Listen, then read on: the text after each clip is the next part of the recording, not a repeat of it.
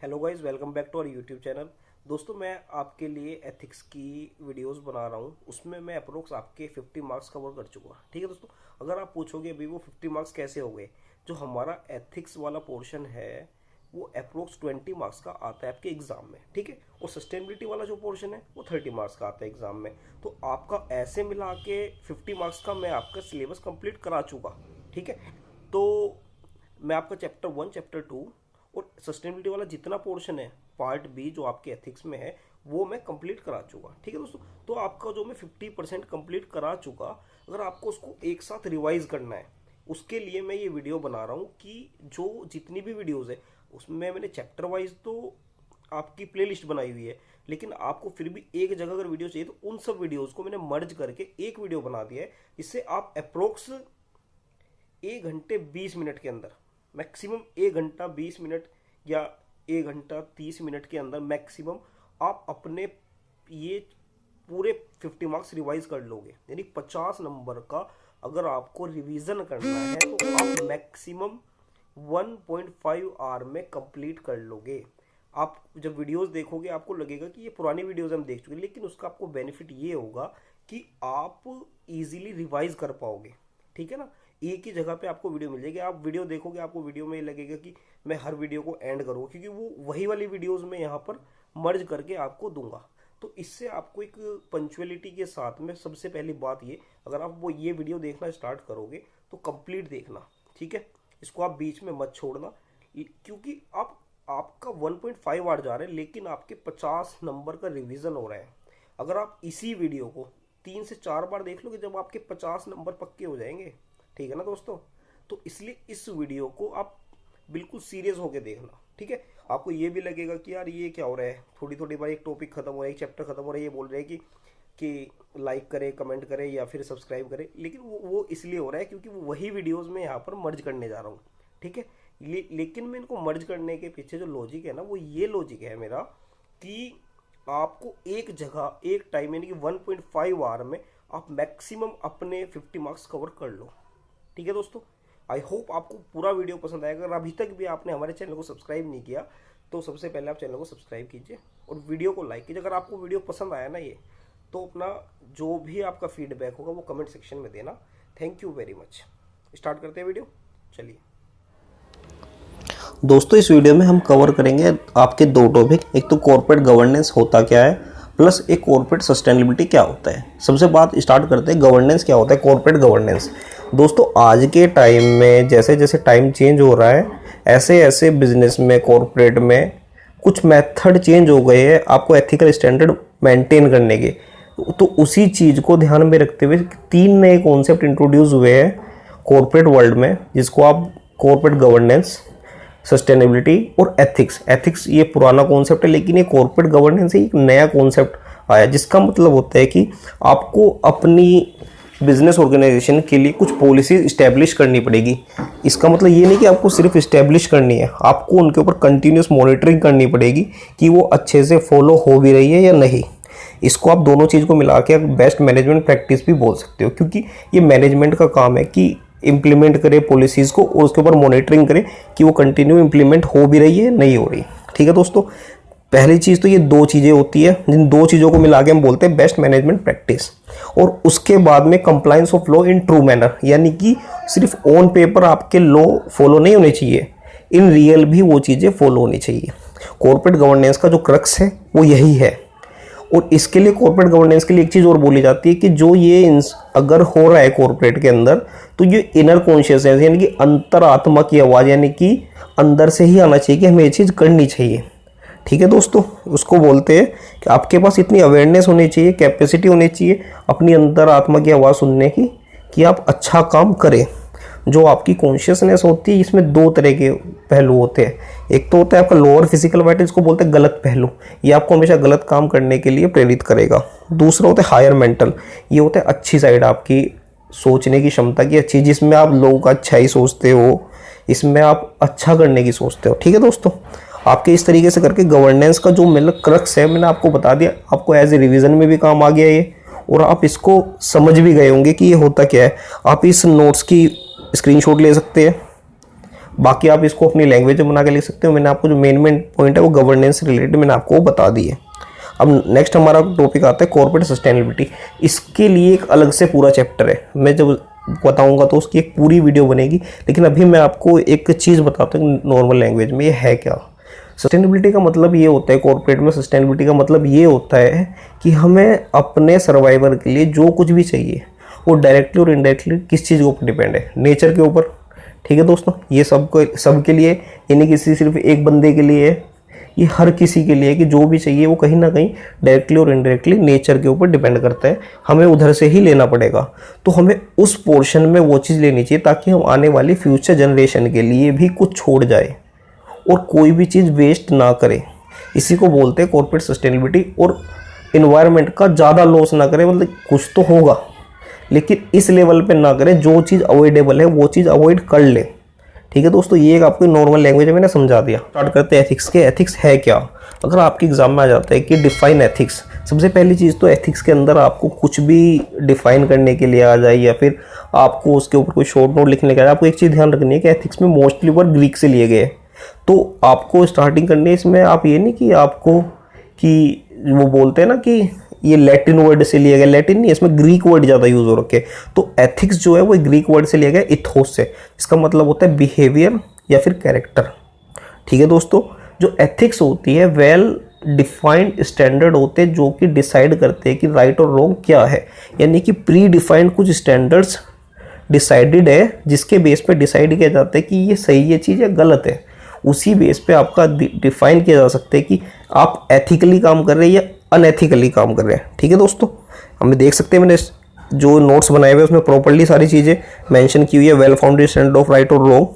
Primary aim क्या है? Fair and equitable treatment for all, यानी कि फेयर और इक्विटेबल, यानी कि सबको समानता का ट्रीटमेंट होना चाहिए सबके लिए। एथिक्स का जो मेन मोटिव है वो ये है, ये किसी पर्टिकुलर पर्सन के बेनिफिट के लिए नहीं होता, इसमें सबको इक्विटेबल मतलब कि समानता का भाव के हिसाब से इसमें काम होता है।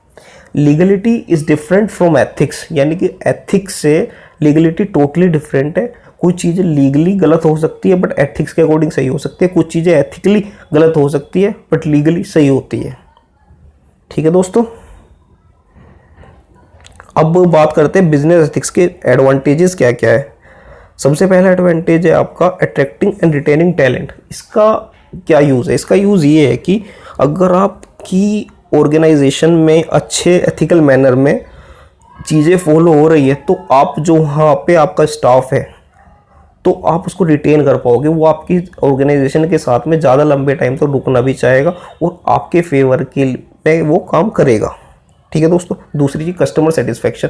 अगर आप काम एथिकली कर रहे हो तो आप एंड में सर्वाइव, मतलब कि आपको सर्व किसको करना है? कस्टमर्स को करना है। अगर आप अच्छे से काम करोगे तो आपका कस्टमर 100% सेटिस्फाई होगा।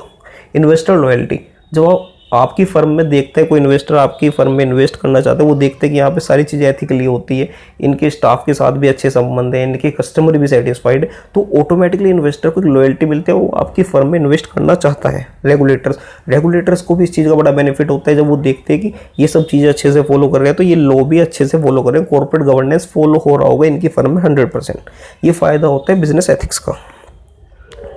अब बात करते हैं अगर फिनेंस के पॉइंट ऑफ व्यू से देखें कि उसमें हम एथिकली काम कैसे कर सकते हैं। इन अकाउंटिंग में हम विंडो ड्रेसिंग से बच सकते हैं, यानी कि हम गलत कुछ भी चीज़ें गलत ना दिखाएं अपने बुक्स ऑफ अकाउंट्स में। इसको गलत दिखाने को बोलते हैं विंडो ड्रेसिंग, कि हम अच्छे करके, हमारे यहाँ चल लॉस रहे हैं, हम उसको फिर भी अच्छा करके दिखा रहे हैं। ठीक है दोस्तों, इनसाइडर ट्रेडिंग से बच सकते हैं।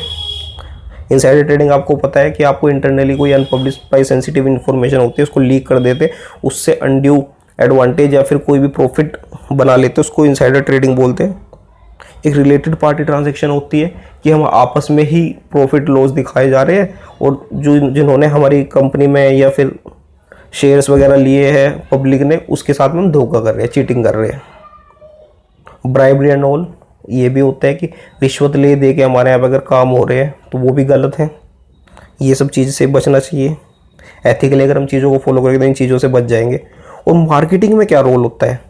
एथिकली हम क्या क्या प्राइस फिक्सेशन के टाइम पे हम ध्यान रख सकते हैं कि हम कोई भी प्राइस ऐसा फिक्स ना करें जिससे कि कस्टमर को दिक्कत आए या फिर कहीं ना कहीं हम कंपटीशन को हार्म पहुंचा रहे हैं, वो भी चीज़ गलत है। एंटी कंपटीशन प्रैक्टिस ना करें कि कंपटीशन ही नहीं होने दे रहे हम, कि मान के चलो बिजनेस में कोई मार्केट में चीज़ 10 रुपये की बिक रही है, हम उस कंपटीशन खत्म करने के लिए उसको एकदम से 5 रुपये पे लेके आ जाए, उस सबका बिजनेस खत्म कर दे, एक तरीके से मोनोपोली कर ले, वो भी चीज़ गलत है, ये भी नहीं होना चाहिए। मिसलीडिंग एडवर्टाइजमेंट, मैंने कि हमें गलत एडवर्टाइजमेंट भी नहीं करना चाहिए, हम दिखा कुछ रहे हैं बेच कुछ रहे हैं, वो चीज़ भी नहीं होनी चाहिए। चिल्ड्रन मार्केटिंग, बच्चों को भी यूज़ नहीं करना चाहिए मार्केटिंग में। ये आज के टाइम में आप देख सकते हो डायपर वगैरह कैडा उसमें बच्चे होते हैं, लेकिन वो एक जो बताया गया ना चिल्ड्रन मार्केटिंग का, वो मतलब चाइल्ड एब्यूज़ की कैटेगरी में नहीं आ चाहिए।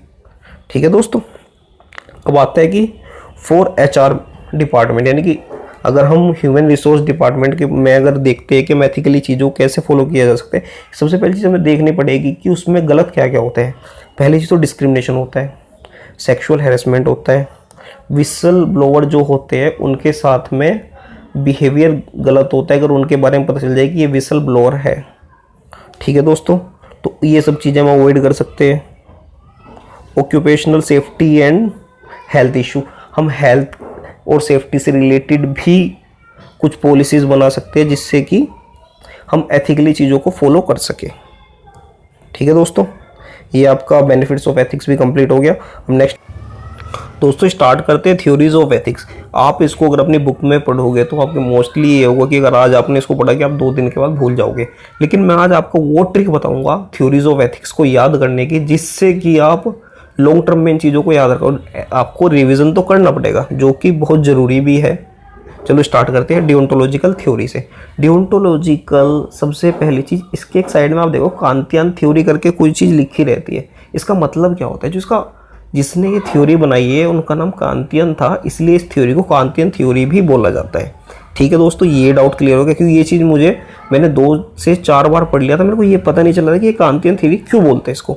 ये अभी आपको ये चीज़ क्लियर होगी इसको क्या बोलते हैं। अब आते हैं कि आपको डिओन्टोलॉजिकल थ्योरी आपको याद कैसे रखनी है। डिओन है ना, मैंने आपको इससे पहले वीडियो में बताया था कि एथिक्स में मोस्टली वर्ड ग्रीक से लिए गए हैं, तो ग्रीक वर्ड से लिया गया, ये आपको पता लग गया कि ये deontological is derived from the Greek word deon से लिया गया। डिओन का मतलब होता है ओब्लिगेशन और ड्यूटी। अब यहाँ से आपको क्लियर हो जाना चाहिए कि ग्रीक वर्ड से लिया गया, डिओन से लिया गया, जिसका ना मतलब होता है ड्यूटी और ओब्लिगेशन। तो आपको एक चीज़ सिंपल हो गई कि यहाँ पे जो फोकस किया जा रहा है वो आपको एक ओब्लिगेशन या ड्यूटी पूरी करने के लिए किया जा रहा है। तो ओब्लिगेशन और ड्यूटी करने के लिए आपको एक्शन करना पड़ेगा। तो यानी डिओन्टोलॉजिकल थ्योरी का जो मेन मोटिव है वो ये कहती है कि आपको अपने एक्शन और जो आपका एक्ट है वो सही होना चाहिए, आपको रिजल्ट की चिंता नहीं करनी चाहिए। ठीक है, फोकस ऑन राइटनेस और wrongness of actions rather than consequences, यानी कि एंड रिजल्ट कुछ भी हो आपका तरीका सही होना चाहिए और आपकी इंटेंशन सही हो। ठीक है दोस्तों, डिओन्टोलॉजिकल थ्योरी का क्रक्स यही है। आप इसको अपनी लैंग्वेज में जो मर्जी बना के लिख दीजिए, लेकिन ये सब पॉइंट आपको इंक्लूड करने पड़ेंगे। ठीक है दोस्तों, डन आपकी डिओन्टोलॉजिकल थ्योरी पैकअप। अब आते दूसरी यूटिलिटेरियन जो थ्योरी है ये इसके जस्ट अपोजिट है, यानी कि आपके कॉन्सिक्वेंसेस सही होने चाहिए चाहे आपका तरीका कुछ भी हो। समझ रहे हो बात को, कि आपके एक्शन चाहे कुछ भी हो, एक्शन या एक्ट आपका कुछ भी हो, लेकिन आपके रिजल्ट सही होने चाहिए। ठीक है, focus on behaviour and results, ethical is the maximum happiness, यानी कि रिजल्ट में क्या आता है, मैक्सिमम जो आपका आउटपुट आएगा उससे हैप्पीनेस आनी चाहिए। ठीक है दोस्तों, तीसरी आती है वर्च्यू थ्योरी। ये सबसे ओल्ड थ्योरी, अगर आपके पूछा जाए कि सबसे ओल्ड थ्योरी कौन सी है तो उसको आप बोल सकते हो वर्च्यू थ्योरी। तो इसमें ओल्ड है तो इसमें उसी टाइम की बात की गई है, तो how to live good life और how to become a good person. तो वर्च्यू थ्योरी अगर आपको फॉलो करनी है तो उसके अंदर आपको ये 2 चीज़ें पे ध्यान देना होगा, how to live good life और how to become a good person. ये चीज़ भी आपको ध्यान में रखनी पड़ेगी। और जब आपके एग्जाम में ये चीज़ पूछी जाएगी what is the oldest ethical theory, तो आप उसमें लिख सकते हो वर्च्यू थ्योरी, और आपको इसको सिंपली ऐसे मेंशन कर सकते हो, जस्टिस थ्योरी और फेयरनेस अप्रोच। ठीक है दोस्तों, जस्टिस थ्योरी और जो आपके फेयरनेस अप्रोच है ये depends on the principle of equality. इनकी ट्रीटमेंट, यानी कि जो मैंने आपको इससे पहले एक वीडियो में बताया था कि सबको इक्वल ट्रीटमेंट दिया जाए, ये नहीं कि किसी से किसी भी प्रकार का कोई भी भेदभाव नहीं होना चाहिए। जस्टिस थ्योरी का मतलब वही है। इगोइज्म क्या होता है, good must be based upon self interest, यानी कि जो आप अपनी भलाई आपके लिए पहले होनी चाहिए, इसी का मतलब होता है इगोइज्म, यानी कि आप अपना भला करो लेकिन किसी दूसरे का नुकसान भी ना करो। इगोइज्म का मतलब ये हो गया। अब आता है आपका theory of relativism. Theory of relativism क्या है आपका? Ethics varies from person to person and geography to geography, यानी कि जो चीज़ यहाँ पर सही है जरूरी नहीं कि दूसरी जगह भी सही होगी, वहाँ पर गलत हो सकती है। कोई चीज़ वहाँ पर गलत है तो ये जरूरी नहीं कि यहाँ पर भी गलत है, यानी कि थ्योरी चेंज हो जाती है जियोग्राफी जियोग्राफी और पर्सन टू पर्सन। किसी बंदे के लिए शराब पीना गलत है, दूसरे के लिए वही सही हो सकता है। किसी के लिए नॉनवेज खाना गलत हो सकता है तो दूसरे के लिए सही भी है। ठीक है दोस्तों, आपकी एक थ्योरी और बची है टेलियोलॉजिकल। तो टेलियोलॉजिकल है वो आपकी यूटिलिटेरियन की तरह है, यानी कि आपका जो एक्शन है वो मैटर नहीं करता, आपके रिजल्ट सही होने चाहिए। ठीक है दोस्तों, आपकी कंप्लीट थ्योरीज हो चुकी है। दोस्तों हमारा आज का टॉपिक है काइंड्स ऑफ ऑर्गेनाइजेशन स्ट्रक्चर। ये जो हम ऑर्गेनाइजेशन स्ट्रक्चर के काइंड्स या टाइप पढ़ेंगे ये इस बेसिस पे पढ़ेंगे डिसीजन मेकिंग पावर किसके हैंड में होगी, टॉप लेवल के हैंड में होगी, मिड लेवल के हैंड में होगी, लोअर लेवल के हैंड में होगी। उस बेसिस पे हम डिसाइड करेंगे कितने तरह के स्ट्रक्चर होते हैं ऑर्गेनाइजेशन के अंदर डिसीजन मेकिंग को लेकर। एक होता है आपका सेंट्रलाइज्ड ऑर्गेनाइजेशन। मैं आपको ओरली बताऊंगा नॉर्मल लैंग्वेज में, बाकी आप अपनी बुक से पढ़ सकते हैं या फिर मेरे नोट्स का इनका स्क्रीनशॉट ले सकते हैं। आप देख सकते हैं मैंने इसमें कंप्लीटली लिखा हुआ है। मैं एक तरीके से आपको ये समझाना चाहता हूँ, आपको एक नॉर्मल लैंग्वेज में आपके माइंड में ना कॉन्सेप्ट फिक्स होना चाहिए कि एक्चुअल में होता क्या है। आपको एक होती है हमारी सेंट्रलाइज्ड ऑर्गेनाइजेशन। इसके अंदर जो डिसीजन मेकिंग ऑथोरिटी होती है वो टॉप लेवल के हाथ में होती है। मोस्टली वो वाली ऑर्गेनाइजेशन होती है जिनमें हाई रिस्क होता है डिसीजन मेकिंग को लेकर, और जो उनके यहाँ लोअर स्टाफ होता है वो हाईली स्किल्ड नहीं होता, मतलब वो एक तरीके से रूटीन काम करने लायक होता है, तो वो डिसीजन लेने में इतना स्किल्ड नहीं होता। इसलिए top management decision making power अपने हैंड में रखते हैं, उसको बोलते हैं सेंट्रलाइज्ड ऑर्गेनाइजेशन। अब आती है आपकी डिसेंट्रलाइज्ड ऑर्गेनाइजेशन। ये इसमें क्या होता है कि आपकी जो डिसीजन मेकिंग पावर है ये डिपार्टमेंट वाइज डेलीगेट कर देते हैं। जो जिस डिपार्टमेंट में स्पेशलाइज्ड है उसको वो डिसीजन मेकिंग पावर दे दी जाती है डिपार्टमेंट वाइज। बाकी मान लो अकाउंटिंग में जो परफेक्ट है, जो उस बंदा उस चीज़ के लिए परफेक्ट है, उसको उससे रिलेटेड आप पावर डेलीगेट कर दोगे।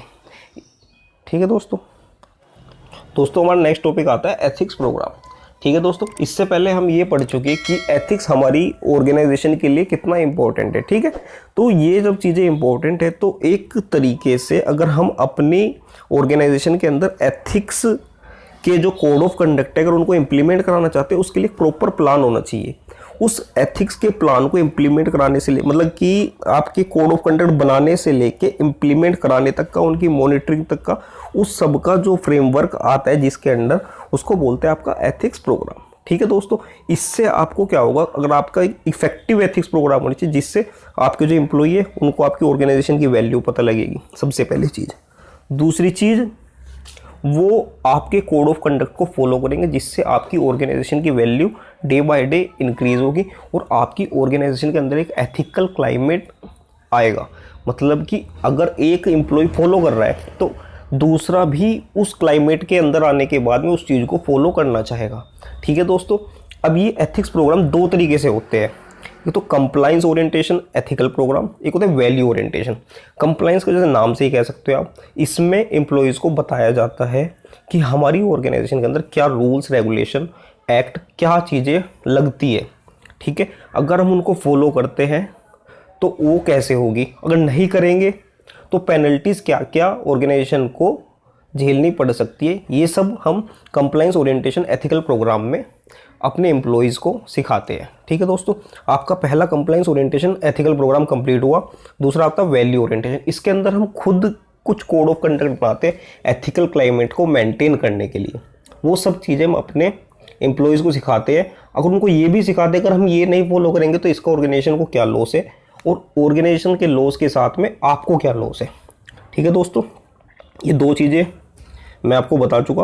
अब एक आता है, अगर आपके पास क्वेश्चन आ जाते हैं कि features of a good ethics program, यानी कि एक एथिक्स प्रोग्राम को अगर ऑर्गेनाइजेशन के लिए आप बना रहे हो तो उसके अंदर क्या क्या फीचर्स होने चाहिए।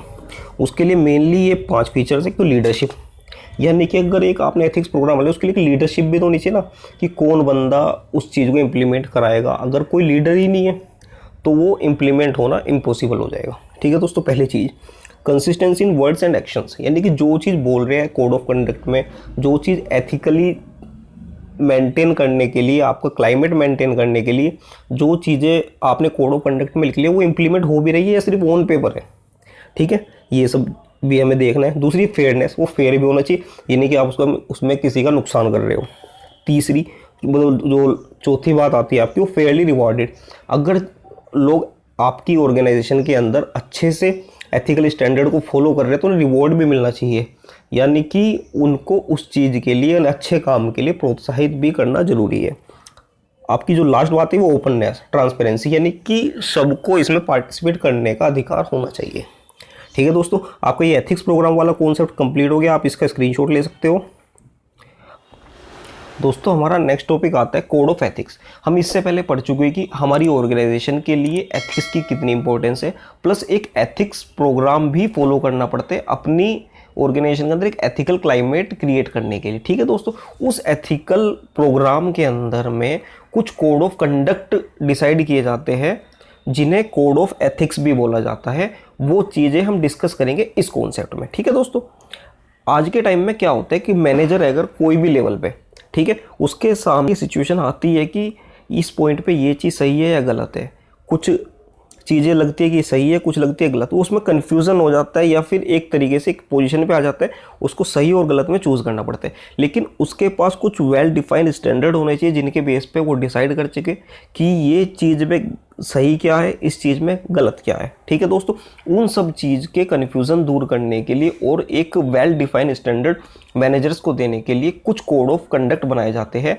अगर आप कोड ऑफ कंडक्ट एथिक्स के रिगार्डिंग बनाते हैं उसको कोड ऑफ एथिक्स बोला जाता है।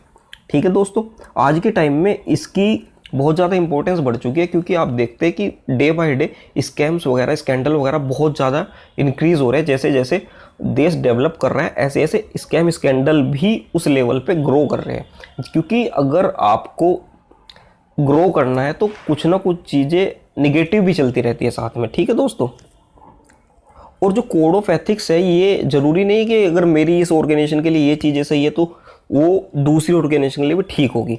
इसमें क्या होता है कि ये वेरी कर सकती है ऑर्गेनाइजेशन टू ऑर्गेनाइजेशन। ठीक है दोस्तों, corporate code of conduct is a document contain the core values and the principle that must be followed by और expected to follow in their course of duties. Code of ethics एक तरीके से एक document होता है जिसके अंदर आपकी ऑर्गेनाइजेशन से रिलेटेड वैल्यू और जो चीज़ें फॉलो करवाना चाहते हैं एम्प्लॉइज से या फिर जिसके लिए भी कोड ऑफ एथिक्स बनाया जा रहा है वो सब चीज़ें उसके अंदर लिखी होती है। सब कुछ डूज होते हैं, कुछ डोंट्स होते हैं, यानी कि क्या करना चाहिए और क्या नहीं करना चाहिए, वो सब चीज़ें उसके अंदर लिखी होती है। ठीक है दोस्तों, मेनली 6 चीज़ें होनी चाहिए आप अगर एक कोड ऑफ एथिक्स बना रहे हो। इसके लिए मैंने एक न्यूमोनिक कोड बनाया है, finally RCT। Finally RCT, R का स्क्वायर होगा, C का स्क्वायर, फाइनली F से आपका फेयरनेस। ये फेयर होने चाहिए, नहीं कि आप किसी को नुकसान पहुंचा के कुछ कर रहे हो। R में आपके 2 आ जाते हैं, रिस्पेक्ट एंड रिस्पॉन्सिबिलिटी। हमें रिस्पेक्ट भी रखनी है सबकी और रिस्पॉन्सिबल भी करना है लोगों को उनकी गलती के लिए और उनकी अच्छे काम के लिए उन्हें रिवार्ड भी करना है। आप इसमें एक पॉइंट और बढ़ सकते हैं, respect, responsibility and reward. C में केयर, हमें सबकी केयर भी करके चलनी है। कोई भी हम एथिकल स्टैंडर्ड अगर बना रहे हैं तो सबके भलाई के लिए बनाने, ये नहीं कि सिर्फ अपनी भलाई के लिए। सिटीजनशिप, हमें अपने देश हित में भी सोचना पड़ेगा। T होता है ट्रस्टवर्दीनेस। ट्रस्टवर्दीनेस का मतलब हो गया कि हमें एक तरीके से ट्रस्ट भी मेंटेन करना पड़ेगा ऑर्गेनाइजेशन की वैल्यू के रिगार्डिंग, कस्टमर का भी, एम्प्लॉइज़ का भी, सबका, जो ऑर्गेनाइजेशन से जुड़े हुए स्टेक होल्डर है उन सब का। ठीक है दोस्तों, ये आपका कॉन्सेप्ट पूरा हो गया आई होप। दोस्तों हमारा नेक्स्ट टॉपिक आता है क्रेडो। क्रेडो एक तरीके से आप बोल सकते हैं ऑर्गेनाइजेशन का मोटिव क्या है, उसकी एग्जिस्टेंस का रीज़न क्या है, अब वो अपनी डे टू डे लाइफ में अगर सर्वाइव कर रही है या फिर एग्जिस्टेंस में है तो वो किस मोटिव के लिए काम कर रही है जिससे उसके एम्प्लॉइज मोटिवेट रहते हैं। ठीक है दोस्तों, एक अच्छा क्रेडो अगर किसी कंपनी के पास में तो वो एम्प्लॉइज़ को डे टू डे हर स्टेप पे मोटिवेट भी करेगा। जैसे कि हम सैम वॉल्टन की बात कर लेते हैं जो कि फाउंडर है वॉलमार्ट के। उन्होंने अपने क्रेडो में मेनली 3 चीज़ों के ऊपर फोकस किया हुआ है। पहली, रिस्पेक्ट फॉर द इंडिविजुअल। अगर वो कोई भी काम अपनी ऑर्गेनाइजेशन में करेंगे सबसे पहली चीज़ रिस्पेक्ट करेंगे इंडिविजुअल की। ठीक है, दूसरी चीज़ सर्विस टू आवर कस्टमर, अपनी कस्टमर को बेस्ट सर्विस प्रोवाइड करेंगे। Third cheese strive for excellence, यानी कि डे टू डे हमें अपने आप को इतना परफेक्ट बनाना है ताकि एक्सीलेंस हमें मिले। तो देख सकते हैं इन्होंने इस चीज़ के लिए वो कम्प्लीटली अपने एम्प्लॉयज़ को भी मोटिवेट करते, खुद भी इस चीज़ के लिए मोटिवेट रहते। इस वजह से उनकी organisation day by day grow कर रही है और एक तरीके से वो इसी चीज़ को फॉलो करते हुए आज आप देख सकते हो कि रिटेल चेन में वॉलमार्ट नंबर 1 है। ठीक है दोस्तों, इसलिए एक कंपनी का एक अच्छा क्रेडो होना बहुत ज़्यादा ज़रूरी है। इससे उसके एम्प्लॉयज़ भी बंधे रहते हैं कंपनी से और वो मोटिवेट रहते हैं टाइम टू टाइम कि कैसे उन्हें ऑर्गेनाइजेशन के अंदर अपना बेस्ट देना है। ठीक है दोस्तों, हमारा नेक्स्ट टॉपिक आता है एथिक्स, ट्रेनिंग एंड कम्युनिकेशन। हमने ये पता कर लिया कि एथिक्स हमारे लिए कितनी इंपॉर्टेंट है, हमारी ऑर्गेनाइजेशन के लिए कितनी इंपॉर्टेंट है, और हमने ये भी पढ़ लिया है कि उस एथिक्स को इम्प्लीमेंट कराने के लिए एक एथिक्स प्रोग्राम की रिक्वायरमेंट होती है। अगर हमने एथिक्स की इंपॉर्टेंस भी जान ली और एथिक्स प्रोग्राम भी बना लिया, लेकिन वो एम्प्लॉयज़ को प्रॉपरली पता कैसे चलेगा कि इसको इम्प्लीमेंट कैसे कराना है, उस चीज़ के लिए एथिक्स की ट्रेनिंग दी जाती है। एथिक्स प्रोग्राम को इम्प्लीमेंट कराने के लिए एक ट्रेनिंग दी जाती है, उसको एथिक्स ट्रेनिंग बोलते हैं। एंड कम्युनिकेट करनी पड़ती है इसको अपने एम्प्लॉयज़ को, डायरेक्टर को, और जो इससे जुड़े हुए हमारे स्टेक होल्डर हैं उन सबको ये कम्युनिकेट करनी पड़ती है, उसको बोलते हैं एथिक्स ट्रेनिंग। ठीक है दोस्तों, अब हमारा नेक्स्ट टॉपिक आता है सोशल एंड एथिकल अकाउंटिंग। तो ये एक तरीके से आपको एक सिंपल लैंग्वेज में मैं बताऊँ, ये डिसाइड किया जाता है कि अकाउंटेबिलिटी किसकी होगी एथिक्स को इम्प्लीमेंट कराने की। ठीक है दोस्तों, प्लस इसमें कोई बैलेंस शीट वगैरह नहीं बनती, ना इसमें कोई करेंसी होती। इसमें सिर्फ एक तरीके से कुछ वेल डिफाइंड स्टैंडर्ड होते हैं जिसके बेसिस पे ये डिसाइड किया जाता है कि अगर ये एथिक्स के लिए रिस्पॉन्सिबिलिटी किसी पर्सन को मिली है तो उसकी अकाउंटेबिलिटी किसकी है।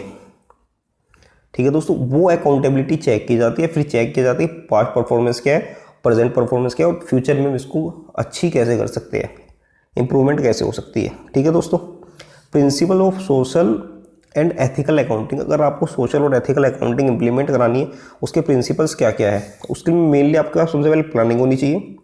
ठीक है दोस्तों, जब आप प्लान बना लो फिर अकाउंटिंग होनी चाहिए, उसकी रिपोर्ट होनी चाहिए कि किस ऑफिशियल को ये रिपोर्ट होगी। ठीक है दोस्तों, ऑडिटिंग भी होनी चाहिए कि ये सही से इम्प्लीमेंट हो रही है कि नहीं हो रही।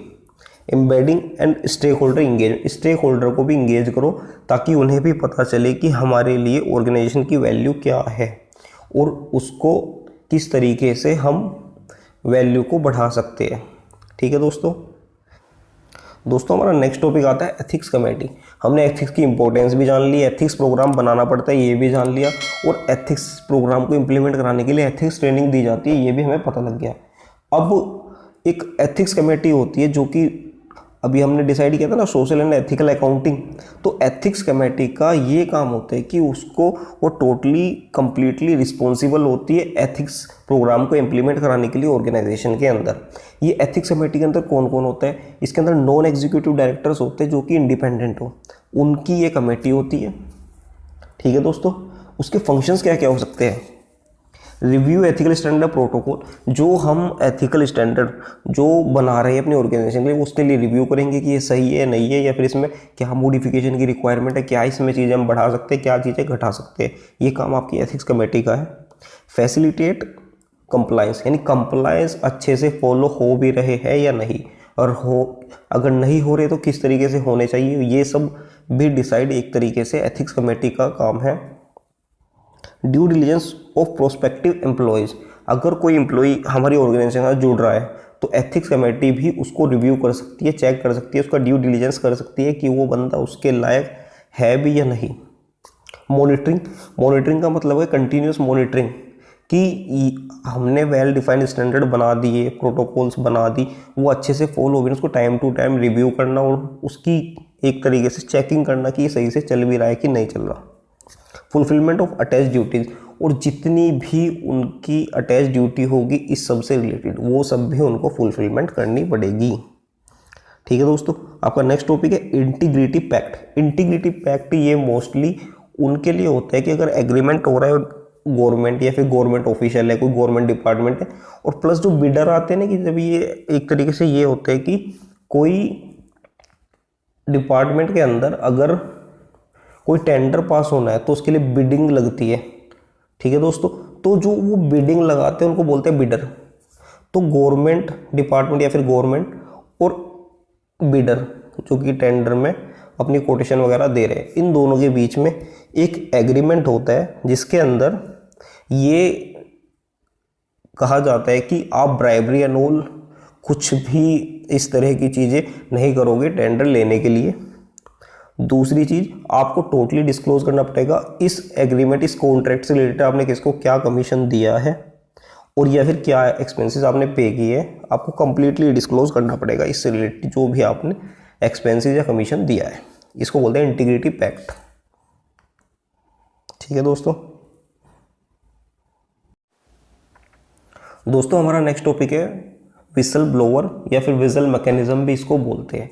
ये होता क्या है, मैं इसको एक नॉर्मल लैंग्वेज में आपको बताने की कोशिश करता हूँ कि आप सपोज कीजिए कोई ऑर्गेनाइजेशन है, उसके अंदर कुछ गलत हो रहा है, या तो ऑर्गेनाइजेशन कंप्लीटली पूरा बोर्ड ऑफ डायरेक्टर, क्योंकि ऑर्गेनाइजेशन खुद तो चलती नहीं, उसको चलाने के लिए कुछ लोग चाहिए होते हैं, उसको बोलते हैं डायरेक्टर्स। और डायरेक्टर्स जब जो टोटल नंबर ऑफ डायरेक्टर मिला के उसको बोर्ड ऑफ डायरेक्टर बोला जाता है। अगर वो कंप्लीटली मिलके कुछ गलत कर रहे हैं ऑर्गेनाइजेशन में, और वहाँ के एम्प्लॉय को या किसी को भी कुछ पता लग जाता है कि यहाँ पे कुछ गलत चल रहा है, और वो पब्लिकली रिवील कर देता है। पब्लिकली कैसे रिवील करेगा, या तो मीडिया के पास चला गया, या फिर उसने सोशल मीडिया पे कुछ पोस्ट कर दिया उससे रिलेटेड, यहाँ पर ये गलत चला, लेकिन उसका सबूत होना चाहिए, उसका प्रूफ होना चाहिए कि ये गलत हो रहा है यहाँ पे। ठीक है, उसको एक तरीके से विसल ब्लोइंग बोला जाता है। ठीक है दोस्तों, अब इसको पढ़ते हैं। इसके अंदर क्या लिखा हुआ, a person who publicly complains conceal misconduct on the part of an organization or any person belong to organization. ये अगर कोई पर्टिकुलर पर्सन भी कंपनी के अंदर गलत करे, उसके लिए भी विसल ब्लोइंग हो सकती है। ठीक है, अकॉर्डिंग टू LODR 2015, आपको पता है LODR किसके ऊपर एप्लीकेबल होते हैं, वो लिस्टेड कंपनीज के ऊपर एप्लीकेबल होती है, यानी कि यहाँ पर बात हो रही है लिस्टेड कंपनीज की। The company shall establish a vigil mechanism for director and employee, यानी कि लिस्टेड कंपनी के लिए कंपलसरी है कि वो विजिल मैकेनिज्म पॉलिसी स्टैब्लिश करे अपने डायरेक्टर और एम्प्लॉइज के लिए। ठीक है दोस्तों। Also provide direct access to chairman of audit committee इन एक्सेप्शनल केस। ये बात लिखी हुई है section 177 subsection 9 of companies act 2013 कि कुछ ऐसे एक्सेप्शनल केसेस है कि जिसमें ऑडिट कमेटी के चेयरमैन को डायरेक्ट एक्सेस मिल जाता है विसल ब्लोअर को, कि वो डायरेक्टली उसको रिपोर्ट कर सकता है। उसके बीच में कोई नहीं आएगा कि मैनेजर को बताना है या फिर किसी पर्टिकुलर डायरेक्टर को बताना, वो डायरेक्टली चेयरमैन से को रिपोर्ट कर सकता है। ठीक है दोस्तों। According to section 302 of Sarbanes Oxley Act 2002, ये सार्बेन्स ऑक्सली एक्ट है, ये यूएस कांग्रेस ने इस्टेब्लिश किया था 2002 में। ठीक है दोस्तों। उन्होंने इसके अंदर कुछ इंपॉर्टेंट चीज़ें लिखी हुई है जो कि मैंने आपके पास डिस्कस, वैसे तो बहुत बड़ा है, अगर आप अपनी बुक में इसको पढ़ने जाओगे तो ये बहुत बड़ा टॉपिक है, लेकिन जो उसके अंदर मेन चीज़ें थी वो मैंने यहाँ पर 3 पॉइंट में कवर करने की कोशिश की है। Make it illegal to discharge, demote, suspend और डिस्क्रिमिनेट अगेंस्ट विसल ब्लोअर, यानी कि इनके अकॉर्डिंग, सार्बेन्स ऑक्सली एक्ट के अकॉर्डिंग, अगर आप विसल ब्लोअर को सस्पेंड करते हो, टर्मिनेट करते हो या फिर उसका डिस्क्रिमिनेशन करते हो तो ये इलीगल है इस एक्ट के अकॉर्डिंग। ठीक है दोस्तों। Criminal liabilities up to 10 years, अगर कोई ऐसा करता है तो उसके अगेंस्ट क्रिमिनल लाइबिलिटी है, वो भी 10 साल के लिए, 10 साल की उसको जेल हो सकती है।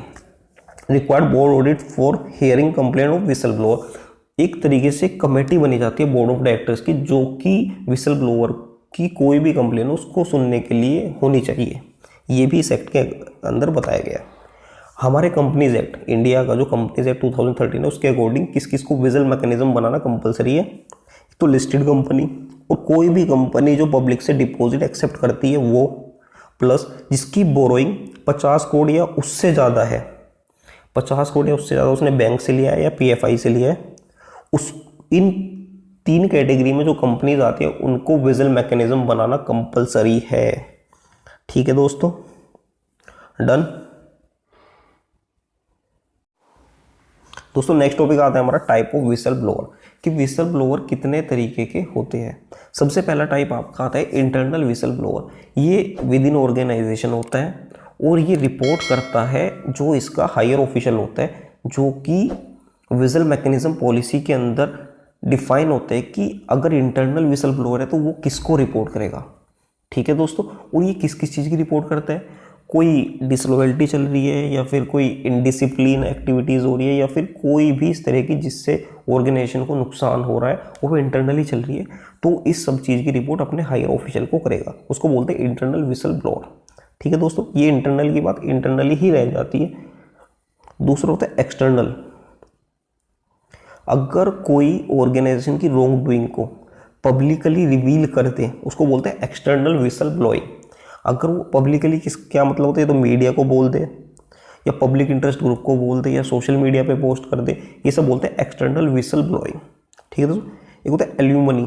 इसमें होता है कि अगर आपका पास्ट एम्प्लॉय यानी कि हमने किसी एम्प्लॉय को हमारे गलत चीज़ पता लगी और हमने उसको निकाल दिया, ठीक है, तो उसे हमारे बारे में कुछ पता है और वो जाके विसल ब्लोइंग कर दे पब्लिकली कि वहाँ पर ये मिसकंडक्ट हो रहा था जिस वजह से इन्होंने मुझे भी निकाल दिया, तो उसको बोले जाएगा एल्यूमनी विसल ब्लोइंग। ठीक है, फिर नेक्स्ट आती है ओपन। अगर आइडेंटिटी रिवील हो जाए विसल ब्लोअर की तो उसको बोलते हैं ओपन विसल ब्लोइंग।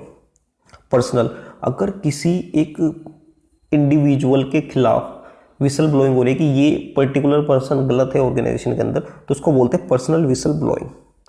ठीक है, इम्पर्सनल, अगर वो पर्सनली ना हो कि कंप्लीट ऑर्गेनाइजेशन या फिर more than one person whistle blowing करता है मोर देन वन पर्सन की, तो उसको बोलता है इम्पर्सनल विसल ब्लोइंग। कॉर्पोरेट, अगर एक पर्टिकुलर कॉर्पोरेट के यानी कि वो एक पूरी कॉर्पोरेट यानी ऑर्गेनाइजेशन के खिलाफ विसल ब्लोइंग होते हैं, उसको बोलते हैं कॉर्पोरेट विसल ब्लोइंग। ठीक है दोस्तों, ये कॉन्सेप्ट आपका कंप्लीट हो गया। दोस्तों नेक्स्ट टॉपिक हमारा आता है एथिकल डिलेमा। एथिकल डिलेमा का मतलब होता है एक सिचुएशन है जहां पर आप कंफ्यूज हो कि मैं चूज क्या करूं, यानी कि आपके पास दो ऑप्शन है, वो दो ऑप्शन या तो दो ऑप्शन सही हो सकते हैं कि सही सही के बीच में आपको सही चूज करना है या आप लेना आपको एक ही है, ये कंफर्म है। डिलेमा तभी तो होगा ना कि आप अगर दोनों ले सकते हो तो फिर उसमें डिलेमा की क्या बात है। तो यानी कि आपके पास दो ऑप्शन है, या तो सही हो सकता है गलत हो सकता है एक, तो उसमें चूज करना आसान होता है कि सही को चूज कर लो गलत को छोड़ दो। दूसरा होता है कि दोनों सही है उनमें से चूज करना है। ठीक है, फिर एक सिचुएशन ये भी हो सकती है दोनों गलत ऑप्शन आपके सामने है और आपको उसमें से चूज करना है, चूज जरूर करना है, ये नहीं कि दोनों छोड़ दो। तो उसी को बोला जाता है उसी को बोला जाता है एथिकल डिलेमा। गला खराब हो गया दोस्तों, कंटिन्यू बोल रहा हूं मैं तब से।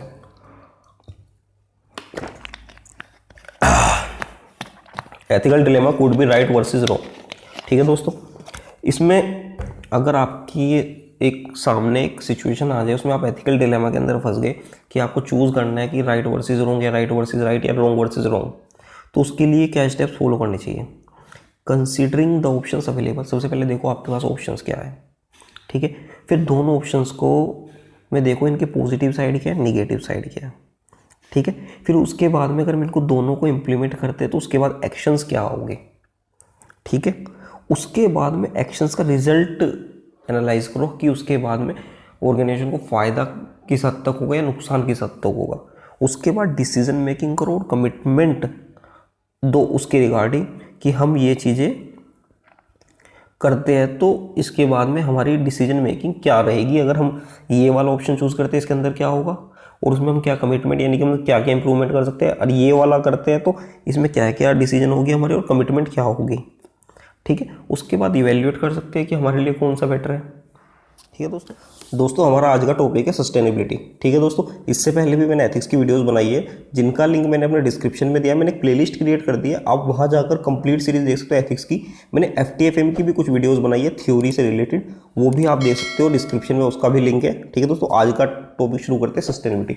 मैं एक नॉर्मल लैंग्वेज में सबसे पहली चीज़ आपको ये समझाना चाहूँगा सस्टेनेबिलिटी होती क्या है। सस्टेनेबिलिटी ये मेनली दो वर्ड से मिलकर बना है, सस्टेन प्लस एबिलिटी। सस्टेन को बोलते हैं सर्वाइव, एबिलिटी मतलब कैपेसिटी, यानी किसी चीज़ को सर्वाइव करने की कैपेसिटी के बारे में यहाँ पर बात हो रही है। ठीक है दोस्तों, और यहाँ पर जब हम इसको एथिक्स में पढ़ रहे हैं तो इसका मतलब ये होता है कि हमारे कि इसका जो मेनली मैं बताता हूँ आपको, एक जो बुक के अंदर लैंग्वेज है मैं वो बताता हूँ। ठीक है, everything we need for our survival directly और इनडायरेक्टली डिपेंड्स अपॉन नेचर। ठीक है, हमें अपने सर्वाइवल के लिए जो कुछ भी चाहिए वो डायरेक्टली और इनडायरेक्टली नेचर के ऊपर डिपेंड है। ठीक है, so we should use natural resources in that extent must be available for present and future generation. हमें उस एक्सटेंड तक उसको यूज़ करना चाहिए कि हमारी जो प्रेजेंट जनरेशन है इसका भी काम हो जाए और आने वाली फ्यूचर जनरेशन के लिए भी कुछ ना कुछ रिसोर्सेज रह जाए। इसका मतलब क्या है? इसका मतलब ये है कि अगर हम पानी यूज़ कर रहे हैं तो हमें वेस्ट नहीं करना चाहिए, जितना हमारा यूज़ है सिर्फ उतना ही करें। ये नहीं कि हम देख रहे हैं लोग क्या कर रहे हैं, ब्रश करते हैं ऐसे ही नल खुला छोड़ देते हैं और कर रहे हैं पानी वेस्ट। फिर उनका इसके अंदर व्यू क्या होता है, हम तो पानी का बिल दे रहे हैं। भाई बिल दे रहे हो लेकिन आप नेचुरल रिसोर्सेज को ख़त्म भी तो कर रहे हो ना, समझ रहे हो बात को? ऐसे ही लाइट जलाते हैं, एक लाइट में काम चलना होता है, 10-10 लाइटें जला लेते हैं, उसमें क्या होता है? वो भी नेचुरल रिसोर्स है ना, ठीक है दोस्तों, उसको भी आप वेस्ट कर रहे हो। तो इसलिए आज के बाद अगर आप कुछ भी करें सस्टेन कि कोई भी नेचुरल रिसोर्स यूज़ करें तो आपको ये सोच के करना है कि मेरा भी काम चल जाए और फ्यूचर जनरेशन के लिए भी मैं कुछ छोड़ के चला जाऊँ। ठीक है दोस्तों हमारा नेक्स्ट टॉपिक है सस्टेनेबिलिटी टर्मिनोलॉजीज। दोस्तों एग्जाम में पूछा जाने वाला सबसे फेवरेट टॉपिक है ये एग्जामिनर का। इस जो भी इस चैप्टर में से एग्जाम में पूछे जाते हैं मोस्टली यहाँ से पूछा जाता है। ठीक है दोस्तों, 2-3 टॉपिक और है जो मोस्टली पूछे जाते हैं एग्जाम में, लेकिन ये सबसे ज़्यादा जिसको बोल सकते हैं कि इसमें से आता है, क्योंकि इसमें बच्चा कन्फ्यूज़ हो जाता है, उसको समझ ही नहीं आता कि इसमें मैंने पढ़ा क्या था, क्योंकि ये सब मिलते जुलते ही लगते हैं आपस में। ठीक है, लेकिन इनके कुछ कीवर्ड है जो कि मैंने अपने नोट्स में लिखे हुए, अगर आपको वो सही लगे मेरे नोट्स या लैंग्वेज मेरी समझ में आ जाए या फिर मेरी राइटिंग समझ में आए तो इसका आप स्क्रीनशॉट ले सकते हो। ठीक है दोस्तों, पहला है आपका लाइफ साइकिल असेसमेंट, यानी कि कोई भी प्रोडक्ट अगर हम बना रहे हैं तो उसकी एक लाइफ साइकिल, यानी कि उसके रॉ मटेरियल से लेके डिस्पोज ऑफ तक की एक लाइफ साइकिल होती है, यानी कि जब बनाओ और जब वो डिस्पोज हुआ। ठीक है, उसका असेसमेंट किया जाता है कि उसका इन्वायरमेंट पे इम्पैक्ट क्या पड़ रहा है। ठीक है, तो उस इम्पैक्ट की जो असेसमेंट है उसको बोलते हैं लाइफ साइकिल असेसमेंट। ये एक सिंपल लैंग्वेज में मैंने आपको समझा दिया, आप इसको 2-3 लाइन बढ़ा के अपने हिसाब से लिख सकते हो। ठीक है, डन। दूसरा आता है आपका इकोलॉजिकल फुटप्रिंट। इसका मतलब ये होता है कि ये इसमें ये चेक किया जाता है कि एक नॉर्मल इंसान है, उसको अपने सर्वाइवल के लिए उसकी टोटल डिमांड कितनी है अर्थ के इकोसिस्टम से, यानी कि नेचर से उसको अपने जीने के लिए, सर्वाइवल के लिए क्या चाहिए, उसका मेजरमेंट किया जाता है। उसको बोलते हैं इकोलॉजिकल फुटप्रिंट। ठीक है, जैसे कि एक इंसान है या फिर हम हैं, तुम्हें, हमें क्या चाहिए होता है, हमें जीने के लिए सांस भी चाहिए होता है, तो एक तरीके से साफ हवा मिलनी चाहिए हमें। ठीक है, मतलब कि पोल्यूशन नहीं होना चाहिए। ठीक है, दूसरा हमें साफ पानी चाहिए पीने के लिए। ये एक तरीके से जो टोटल असेसमेंट किया जाता है उसको बोलते हैं इकोलॉजिकल फुटप्रिंट। ठीक, अब आता है एनवायरमेंटल परफॉर्मेंस इंडेक्स। इसका मतलब क्या आता है? Method of quantifying and numerically benchmarking the environmental performance of A countries policies, यानी कि जो एक कंट्री इन्वायरमेंटल फ्रेंडली होने के लिए जो पॉलिसीज़ फॉलो की जाती है उसको एक रैंकिंग दी जाती है। ठीक है, उसको बोला जाता है इन्वायरमेंटल परफॉर्मेंस इंडेक्स। ठीक है, डन। नेक्स्ट टॉपिक दोस्तों, नेक्स्ट टॉपिक है कार्बन फुटप्रिंट। कार्बन फुटप्रिंट में एक आपको नॉर्मल लैंग्वेज में समझाने की कोशिश करता हूँ। एक नॉर्मल इंसान की लाइफ में उसका लाइफ स्टाइल मेंटेन करने के लिए जितनी कार्बन वो प्रोड्यूस करता है उसको कार्बन फुटप्रिंट बोला जाता है। ठीक है, कार्बन का यहाँ पर मतलब है ग्रीन हाउस गैसेज, या फिर इसको आप बोलते हो टॉक्सिक गैसेज, मतलब जितनी भी हार्मफुल गैसेज वो प्रोड्यूस करता है एनवायरनमेंट के अंदर उसको कार्बन फुटप्रिंट बोला जाता है। ठीक है, वो कैसे आप देख सकते हो क्या कर रहा है, यानी वो गाड़ी चला रहा है या फिर साइकिल से जा रहा है, साइकिल से जाएगा तो वो इस तरह की गैसेज क्रिएट नहीं करेगा, कार्बन क्रिएट नहीं करेगा। अगर वो गाड़ी चला रहा है और वो देखते हैं कि फिर कितनी चला रहे हैं, वो छोटी छोटी जगह भी गाड़ी लेके जा रहा है, बाइक लेके जा रहा है, तो एक तरीके से इन्वायरमेंट को ख़राब कर रहा है। ठीक है ना, इस तरीके से चेक किया जाता है कि उसका कार्बन फुटप्रिंट कितना है नॉर्मल पर्सन का। किसी का कम होता है, किसी का ज़्यादा होता है। गांव में रहने वाले लोगों का मोस्टली कम मिलता है, शहर में बहुत ज़्यादा है ये चीज़ें। ठीक है, नेक्स्ट टॉपिक आ पाता है carbon offsetting, effort to reduce carbon by individual and business. Carbon हमने जनरेट तो कर लिया, उसको ऑफसेटिंग यानी कि हम पेड़ लगा रहे हैं या फिर हम अपना गाड़ी चलाना कम कर रहे हैं या फिर पेट्रोल डीजल की गैसेस की जगह या फिर ये सीएनजी गैसेस की जो आज के टाइम में गाड़ियाँ चल रही है उन्हें चला रहे हैं, उससे भी एक तरीके से इन्वायरमेंट फ्रेंडली है वो। ठीक है, उसको बोलते हैं कार्बन ऑफसेटिंग। हम उसके लिए क्या क्या कदम उठा रहे हैं, इंडिविजुअल या बिजनेस क्या क्या कदम उठा रहे हैं, उसको बोलते हैं कार्बन ऑफसेटिंग। ग्लोबल वार्मिंग क्या होता है कि एक एवरेज टेम्परेचर इंक्रीज हो रहा है हमारे पूरे एनवायरनमेंट में। आप ये देख सकते हो कि जैसे जैसे ये सब चीज़ें हो रही है, ग्रीन हाउस गैसेज बढ़ रही है एनवायरनमेंट के अंदर, ऐसे ऐसे क्लाइमेट का जो पैटर्न है वो चेंज हो गया। आज के टाइम में ऐसा है ही नहीं कि गर्मी के टाइम में गर्मी हो रही है या सर्दी के टाइम पे सर्दी हो रही है, हो भी रही है तो उस लेवल पे नहीं हो रही कि जो पहले हुआ करती थी। ऐसा हो जाता है गर्मी के टाइम पे बहुत ज़्यादा गर्मी हो जाती है, सर्दी के टाइम पे बहुत ज़्यादा सर्दी हो जाती है, और ऐसा हो जाता है सर्दी का टाइम में जब सर्दी आती ही नहीं और गर्मी जाती ही नहीं, ऐसा भी हो जाता है। उसको बोलते हैं ग्लोबल वार्मिंग इफेक्ट। ठीक है। ग्रीन वॉशिंग का मतलब होता है कि मैं नॉर्मल लैंग्वेज समझाऊं कि एक ऑर्गेनाइजेशन है वो गलत तरीके से एनवायरनमेंट को नुकसान पहुंचा रही है, लेकिन वो शो ऐसे कर रही है कि वो एनवायरनमेंट फ्रेंडली है, उसको ग्रीन वॉशिंग बोलते हैं। दोस्तों हमारा नेक्स्ट टॉपिक आता है सस्टेनेबल डेवलपमेंट। ठीक है दोस्तों, हम सस्टेनेबिलिटी पढ़ चुके हैं, डेवलपमेंट का मतलब आप सभी को पता है, तो हमें डेवलप भी करना है और सस्टेनेबिलिटी को भी मेंटेन करके चलना है। तो हमें इन दोनों के बीच में एक बैलेंस क्रिएट करना है। ठीक है, उस चीज़ को देखो आपकी बुक में क्या लिखा हुआ है, balance the need for economic growth with environmental protection and social security. ठीक है, ये एक तरीके से क्रक्स है इसका। बाकी आप इसको थोड़ा बढ़ा के चढ़ा के इसमें आप सस्टेनेबिलिटी वाला पार्ट भी ले सकते हैं कि जो स्टार्टिंग में था ना, सस्टेनेबिलिटी हमने पढ़ा था, everything we need for our survival directly indirectly depends upon nature. ये यहाँ से स्टार्ट कर सकते हो आप इसको। और डेवलपमेंट के लिए, डेवलपमेंट तो जरूरी है हमारी कंट्री के लिए, इसलिए इसको आप ऐसे लिख सकते हो। ठीक है दोस्तों हमारा नेक्स्ट टॉपिक आता है कॉर्पोरेट सस्टेनेबिलिटी। ठीक है, सस्टेनेबिलिटी हम पढ़ चुके, कॉर्पोरेट का आप सभी को मतलब पता है। ठीक है, तो यहाँ पर कॉर्पोरेट सस्टेनेबिलिटी का मतलब ये है कि कॉर्पोरेट कोई भी अपने गोल सेट करे अपनी वैल्यू क्रिएशन के लिए, तो वो ध्यान में रखे कि वो एनवायरनमेंट को लॉस ना पहुँचाए और सोशल सिक्योरिटी भी हार्म ना हो। ठीक है, यही है कॉर्पोरेट सस्टेनेबिलिटी का मतलब। As a good corporate citizen the company are also required to focus on the following key aspects. इसके लिए मैंने एक न्यूमोनिक कोड बनाया है, आई होप आपको ये अच्छा लगेगा। सीम सी स्क्वायर भी बोल सकते हो आप इसको। ये वैसे इसमें बहुत सारे पॉइंट थे, लेकिन जो मुझे मेन यहाँ पर लगे ये एग्जाम में पूछा जाने वाला क्वेश्चन है। ठीक है, तो इसलिए आप इसका खुद का न्यूमोनिक कोड भी बना सकते हैं। सबसे पहला एस है, एस का वैल्यू क्रिएशन फॉर सोसाइटी।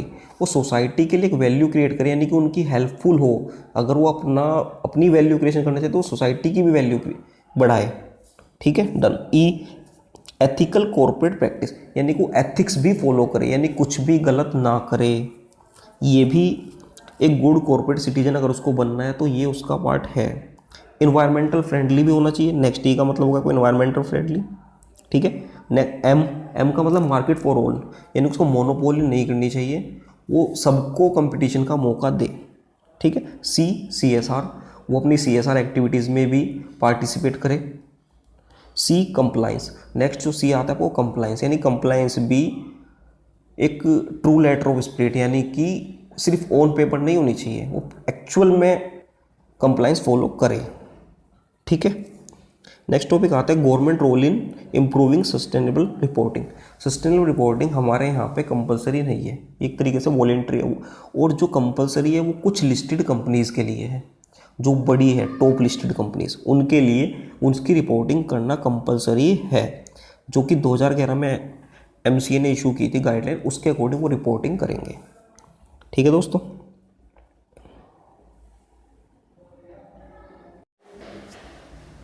दोस्तों हमारा नेक्स्ट कॉन्सेप्ट आता है क्योसेई। क्योसेई ये एक जैपनीज टेक्निक है।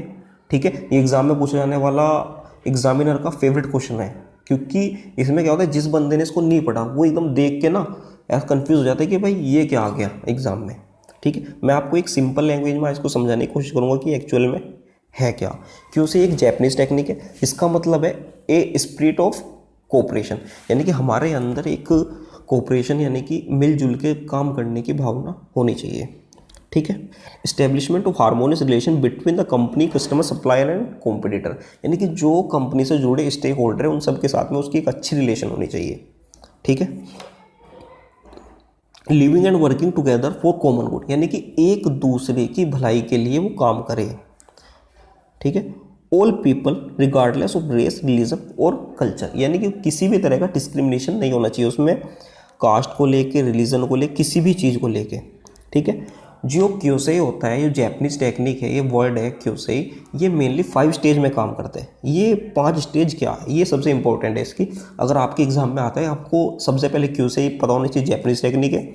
सेकंड, एक ए स्पिरिट ऑफ कोऑपरेशन, ये सेकंड लाइन इसकी जो इंपॉर्टेंट है, जो कीवर्ड है वो जो आना चाहिए इसमें। उसके बाद 5 स्टेजेस।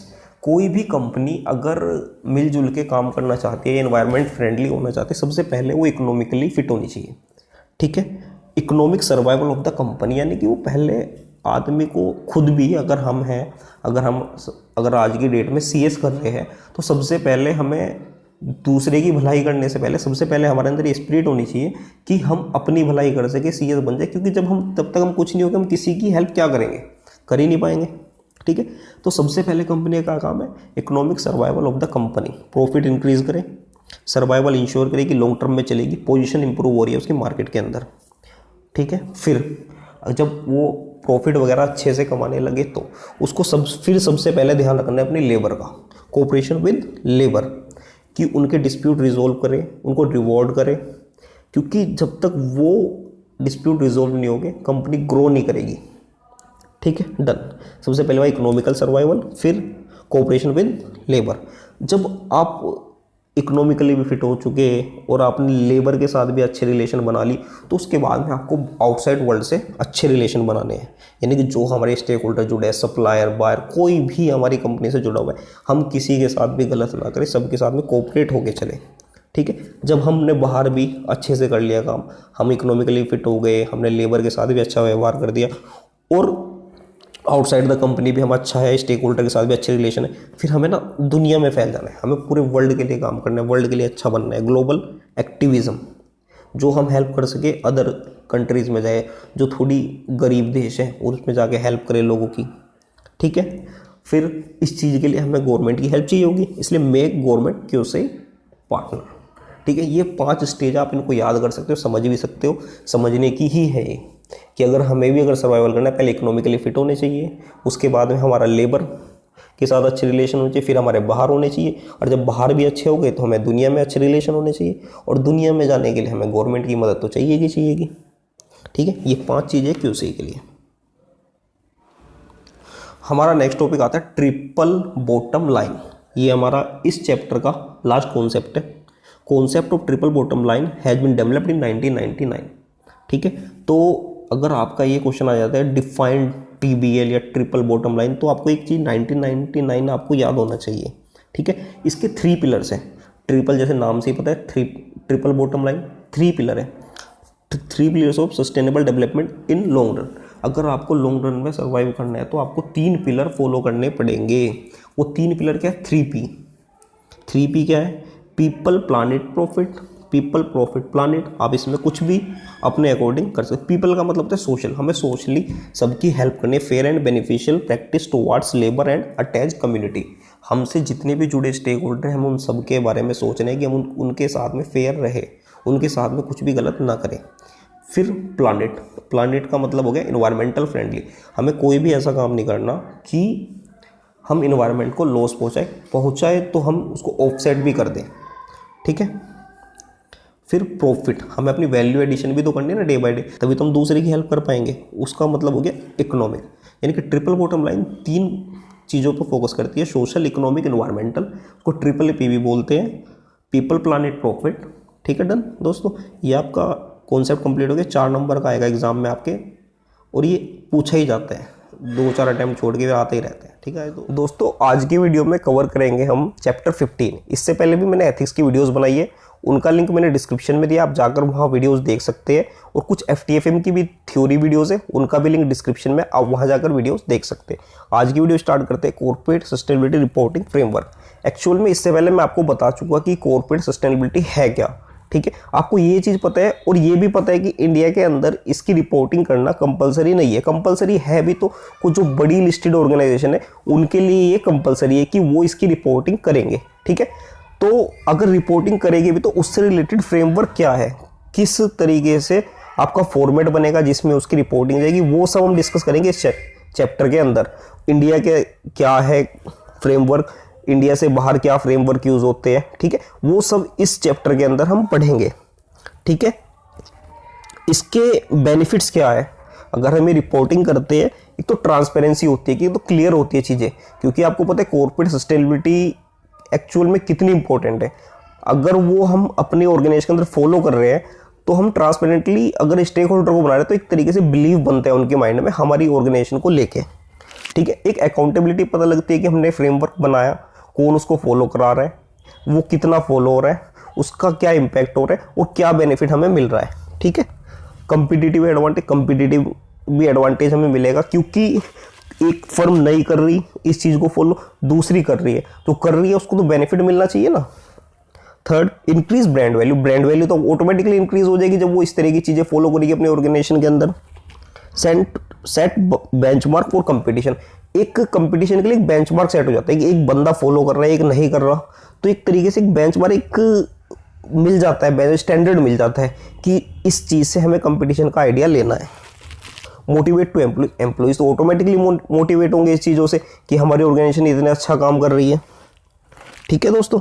आपका नेक्स्ट टॉपिक आता है सम की ड्राइवर्स ऑफ सस्टेनेबिलिटी रिपोर्टिंग। उसके लिए की ड्राइवर क्या है?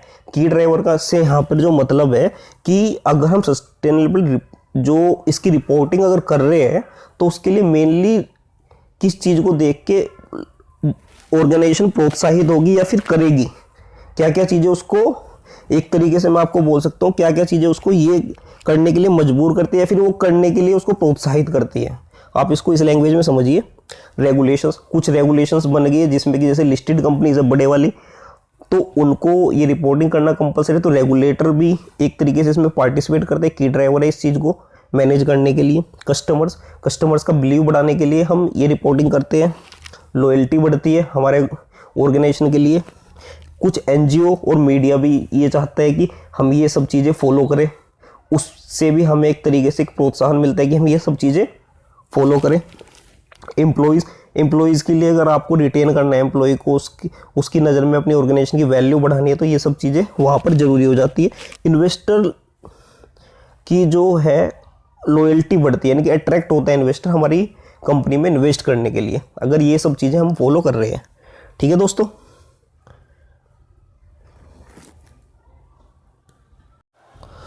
हमारा नेक्स्ट टॉपिक आता है ग्लोबल रिपोर्टिंग इनिशिएटिव, यानी कि GRI। अगर आप इस कॉन्सेप्ट को अपनी बुक से करते हो या फिर मॉड्यूल में देखते हो या फिर कहीं से भी आप करते हो तो एक बहुत बड़ा सा टॉपिक है और उसकी लैंग्वेज भी थोड़ी अजीब सी है, इसको रिटेन करने में बड़ी प्रॉब्लम होती है, ठीक है। तो यहाँ पर मैंने इसका एक क्रक्स निकाला है कि मैंने इसमें ना एक तो लैंग्वेज सिंपल यूज़ की है, प्लस इसका ना एक जो इसके अंदर मेन चीज़ है ना वो सब निकाल ली मैंने, ठीक है। वो उसी नोट्स को मैंने आपके लिए यहाँ पर बनाया हुआ, आप देख सकते हैं, आप इसका स्क्रीनशॉट ले सकते हैं और इसी से मैं आपको समझाने की कोशिश करता हूँ। आई होप आपको समझ आएगा। ये इजी कॉन्सेप्ट है, ये थोड़ा टिपिकल लगता है देखने में लेकिन है नहीं, क्योंकि उसका तो जो मेन चीज़ अगर हम निकाल लेते हैं तो वो ईजी है, फालतू की चीज़ें इसमें से हटा दो तो ये बहुत ईजी कॉन्सेप्ट है। चलो स्टार्ट करते हैं। GRI is a network of thousands of exporters worldwide in a dozen of countries. इसका मतलब समझ रहे हो आप कि ये पूरी दुनिया के जो थाउजेंड ऑफ एक्सपोर्टर्स हैं उन्होंने मिलकर एक नेटवर्क क्रिएट किया है पूरी दुनिया के। पूरी दुनिया से मतलब हो गया ये एक कंट्री या दो कंट्री की बात नहीं कर रहे, ये नंबर ऑफ कंट्रीज़, इसमें डजन्स ऑफ कंट्रीज़ लिखा हुआ है, नंबर ऑफ कंट्रीज़ उससे भी ज़्यादा हो सकती है, ठीक है। उसके जो एक्सपोर्टर्स हैं उनके मिलकर एक नेटवर्क बनाया हुआ है। किस चीज़ के लिए इन्होंने नेटवर्क बनाया? क्यों इन्होंने नेटवर्क बनाया है? डेवलप द रिपोर्टिंग फ्रेमवर्क बनाने के लिए उन्होंने एक नेटवर्क बनाया है। रिपोर्टिंग फ्रेमवर्क किस चीज़ के?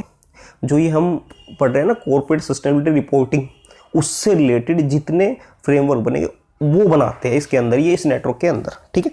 आगे पढ़ते क्या आगे क्या है ये जो मेनली फोकस किस चीज़ पे करती है, जो ये रिपोर्टिंग फ्रेमवर्क बनते हैं ये मेनली 3 चीज़ पे फोकस करती है, economic, social and environmental performance. सबसे पहली चीज़ इकोनॉमिकली किस तरह की है ऑर्गेनाइजेशन, सोशल वो सोशली कितना काम कर रही है, इन्वायरमेंटल परफॉर्मेंस उसकी क्या है, वो इन्वायरमेंट को हार्म तो नहीं पहुंचा रही, ठीक है। ये मेनली 3 चीज़ों पर फोकस करती है।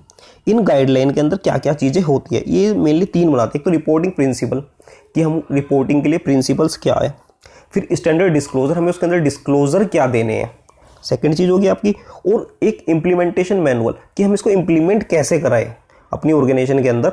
आप समझ सकते हो कि इसमें जीआरआई के अंदर मेनली क्या होते हैं, एक तो रिपोर्टिंग प्रिंसिपल, स्टैंडर्ड डिस्क्लोजर और इम्प्लीमेंटेशन मैनुअल, यानी इसको इम्प्लीमेंट कैसे कराना है।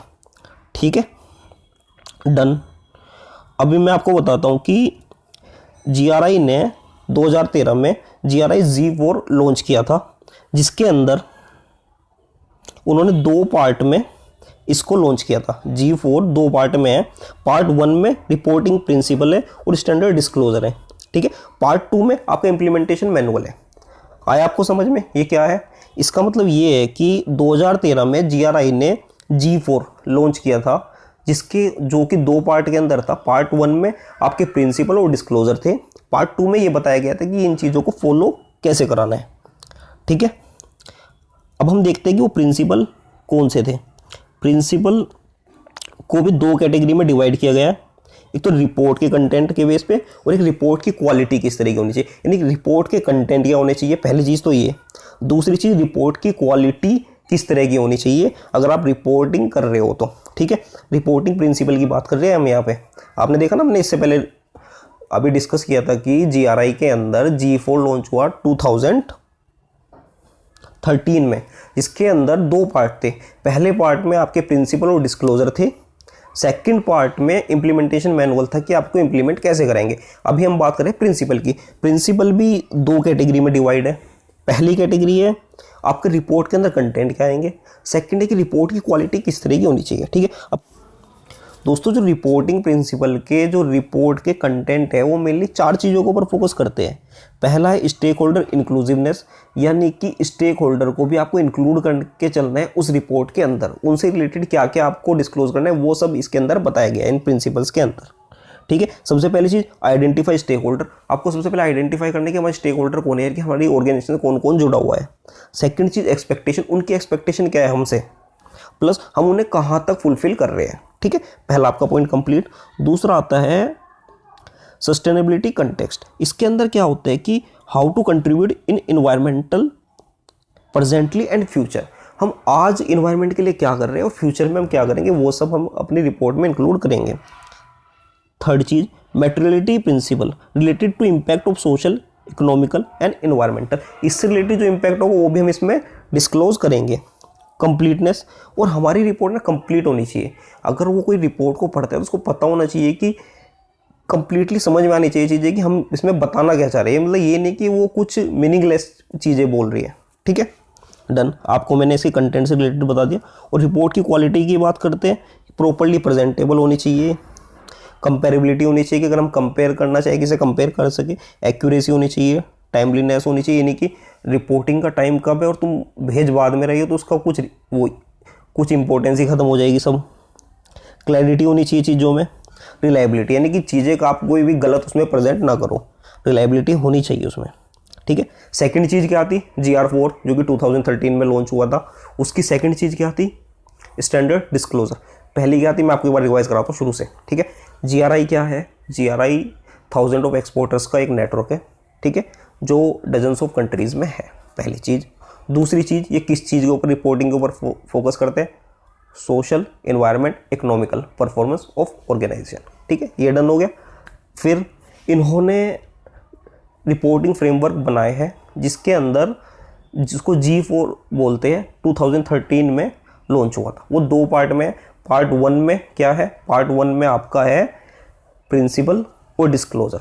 पार्ट 2 में इम्प्लीमेंटेशन मैनुअल, आपको इम्प्लीमेंट कैसे कराना है। मैं आपको प्रिंसिपल्स बता चुका। प्रिंसिपल आपके 4 है, stakeholder inclusiveness, second sustainability context, materiality principle, completeness. Done. अब हम बात कर लेते हैं आपकी standard disclosure. General standard disclosure, generally हमें क्या डिस्क्लोज करना पड़ेगा, इसके लिए मैं न्यूमोनिक कोड बनाया 7 पार्ट में है। ESMS रोग। E से क्या है आपका, एथिक्स एंड इंटीग्रिटी। S से स्टेक होल्डर इंगेजमेंट। M से मैटेरियल एस्पेक्ट। जो दूसरा है उससे स्ट्रेटजी एंड एनालिसिस। R से रिपोर्ट प्रोफाइल। O से ऑर्गेनाइजेशन प्रोफाइल। G से गवर्नेंस। ठीक है दोस्तों, आप इसको अपनी बुक से पढ़ोगे तो आपको क्लियर हो जाएगा। मैंने आपको एक न्यूमोनिक कोड दे दिया, ESMS रोग। ठीक है, और स्पेसिफिकली क्या कर सकते हैं हम, यानी कि ये जर्नली है, ये तो कंपलसरी है ये तो आपको डिस्क्लोज करनी पड़ेगी ये सारी ESMS रोग। बाकी ये स्पेसिफिक है, अगर आपसे डिमांड हो या फिर आपकी ऑर्गेनाइजेशन के ऊपर इम्प्लीमेंट हो ये चीज़ें तो आप इनको भी डिस्क्लोज करोगे। आप इसको पढ़ सकते हैं, क्या है, economical, environmental, social, labour practice, human rights. ठीक है जी दोस्तों, नेक्स्ट टॉपिक हमारा आता है UN ग्लोबल कॉम्पैक्ट। ये आपके एग्जाम पॉइंट ऑफ व्यू से बहुत इंपॉर्टेंट है, आप इसको मार्क कर लीजिए इंपॉर्टेंट। ये मेनली होता क्या, मैं आपको थोड़ा समझाने की कोशिश करता हूँ। Powerful platform for ensuring participation in commitment to sustainability and corporate citizenship. ठीक है दोस्तों, इसके मेनली 2 ऑब्जेक्टिव है UN ग्लोबल कॉम्पैक्ट के। इन्होंने कुछ प्रिंसिपल्स बनाए हुए हैं जो कि उनके 10 प्रिंसिपल्स है कि अगर आप वो फॉलो करोगे तो आप कॉर्पोरेट सस्टेनेबिलिटी में भी पार्टिसिपेट करोगे और एक कॉर्पोरेट सिटीजनशिप में भी आपका पार्टिसिपेशन अच्छा होगा। ठीक है दोस्तों, वो 10 प्रिंसिपल हम यहाँ पे पढ़ेंगे। मैंने आपको ये एक सिंपली एक चार्ट फॉर्म में दिए हुए कि आप इसको कैसे अच्छे से रिटेन कर सकते हो। सेकंड, ये कोऑपरेशन करने के लिए भी जो इससे जुड़े हुए लोग हैं उनके बीच में कोऑपरेशन मैनेज करने का काम भी करता है UN ग्लोबल कॉम्पैक्ट। अब बात कर लेते हैं कि 10 प्रिंसिपल क्या है। ये ईयर 2000 में आए थे ये प्रिंसिपल्स। इसमें से 2 प्रिंसिपल ह्यूमन राइट से रिलेटेड है, आपके 3 लेबर से रिलेटेड है, 2 एनवायरनमेंट से रिलेटेड है और आपके बाकी बचे हुए 3 ये एंटी करप्शन से रिलेटेड है। इससे ना आपको 10 के 10 याद करने में ना ईजी हो जाएगा। ह्यूमन राइट से रिलेटेड आपके 2 है, आपको याद रखिए। पहले ह्यूमन राइट है, फिर लेबर, फिर एनवायरनमेंट, फिर एंटी करप्शन। मैं आपको समझाता हूँ, आप इसका न्यूमोनिक कोड खुद बना सकते हैं तो उससे ज़्यादा आपको क्लियर हो जाएगा। पहला, respect and protection of internationally accepted human rights. जो ह्यूमन राइट बनाए हुए हैं इंटरनेशनली उसकी रिस्पेक्ट करो आप। ठीक है, उनकी प्रोटेक्शन भी करो, इन्हें फॉलो भी कराने की कोशिश करो। दूसरा, ह्यूमन राइट का अब्यूज़ नहीं होना चाहिए। डन, आपके 2 ये कंप्लीट हो गए, 2 ह्यूमन राइट से रिलेटेड थे, ये आपके कंप्लीट। लेबर आप एबोलिश करो ये कंपलसरी और फोर्स लेबर होते हैं ना कि बंधुआ मजदूर टाइप होते थे पहले। एक सीरियल भी आया था उसमें भी इस चीज़ को दिखाया गया था, वो चीज़ ख़त्म करनी चाहिए। ठीक है। सेकंड, चाइल्ड लेबर ख़त्म करो। Third, elimination of discrimination, discrimination नहीं होना चाहिए आपका। ठीक है, आपके 5 हो गए, 5 के 5 ईजी है, आपको क्लियर हो गए। एनवायरनमेंट फ्रेंडली चीज़ों को प्रमोट करो, उनसे रिलेटेड रिस्पॉन्सिबिलिटी एक्सेप्ट करो, ये 2 हो गए आपके। ठीक है। एंटी करप्शन, करप्शन के अगेंस्ट वर्क करो। कुछ दोस्तों नेक्स्ट हमारा टॉपिक आता है, कुछ इंडेक्सेस है जो कि इस चैप्टर के अंदर कवर किए गए। मेनली 3 है, एक तो डो जोन्स, एक ESG और एक S&P। ठीक है, और यही 3 इंडेक्स है। इनको ना अगर आप अपनी बुक से पढ़ोगे ना तो इनकी बड़ी अजीब सी लैंग्वेज है। मैंने ना इसको शॉर्ट में बना के लिखा है, जो मतलब कि मेन चीज़ है इसके अंदर है वो मैंने इसमें निकाल के क्रक्स दे दिया आपको। आप इसका स्क्रीनशॉट ले सकते हैं, देखिए। ठीक है, लिया आपने स्क्रीनशॉट। मैं इसको और थोड़ा छोटा करने की कोशिश करता हूँ। ठीक है, सबसे पहली चीज डो जोन्स वाले का हम बात कर लेते हैं। आपको इंडेक्स का मतलब पता होता है, एक तरीके से क्वांटिटेटिव वैल्यू दी जाती है जिससे कंपैरिजन किया जा सके। ये पहला इंडेक्स था जो कि सस्टेनेबिलिटी के रिगार्डिंग बनाया गया था, जो 1999 में आया था।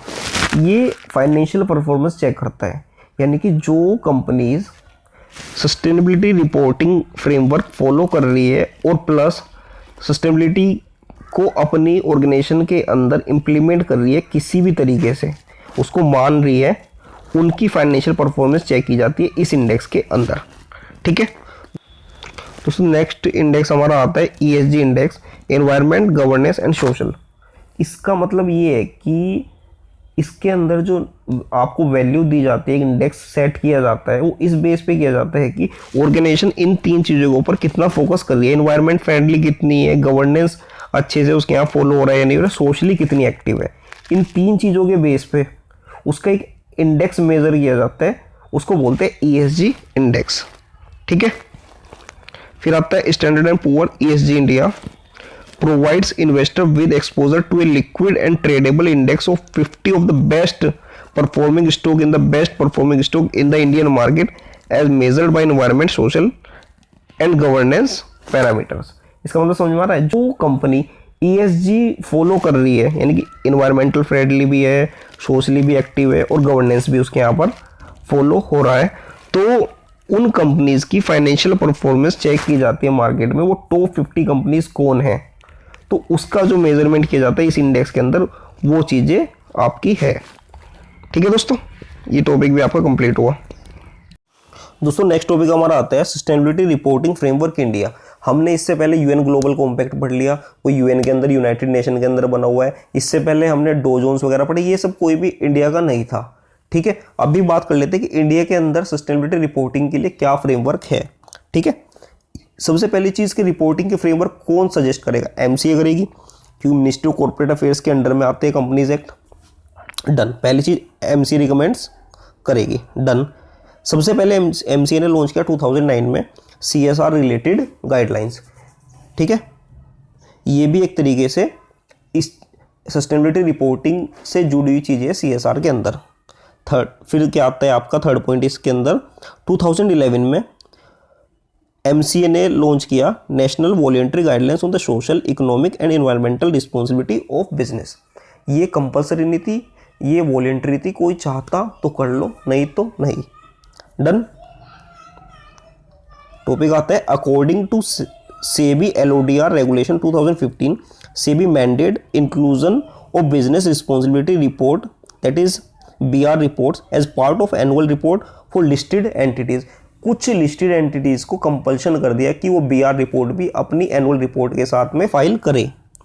वो बीआर रिपोर्ट के अंदर क्या फ्रेमवर्क है? वो 5 सेक्शन में डिवाइड है।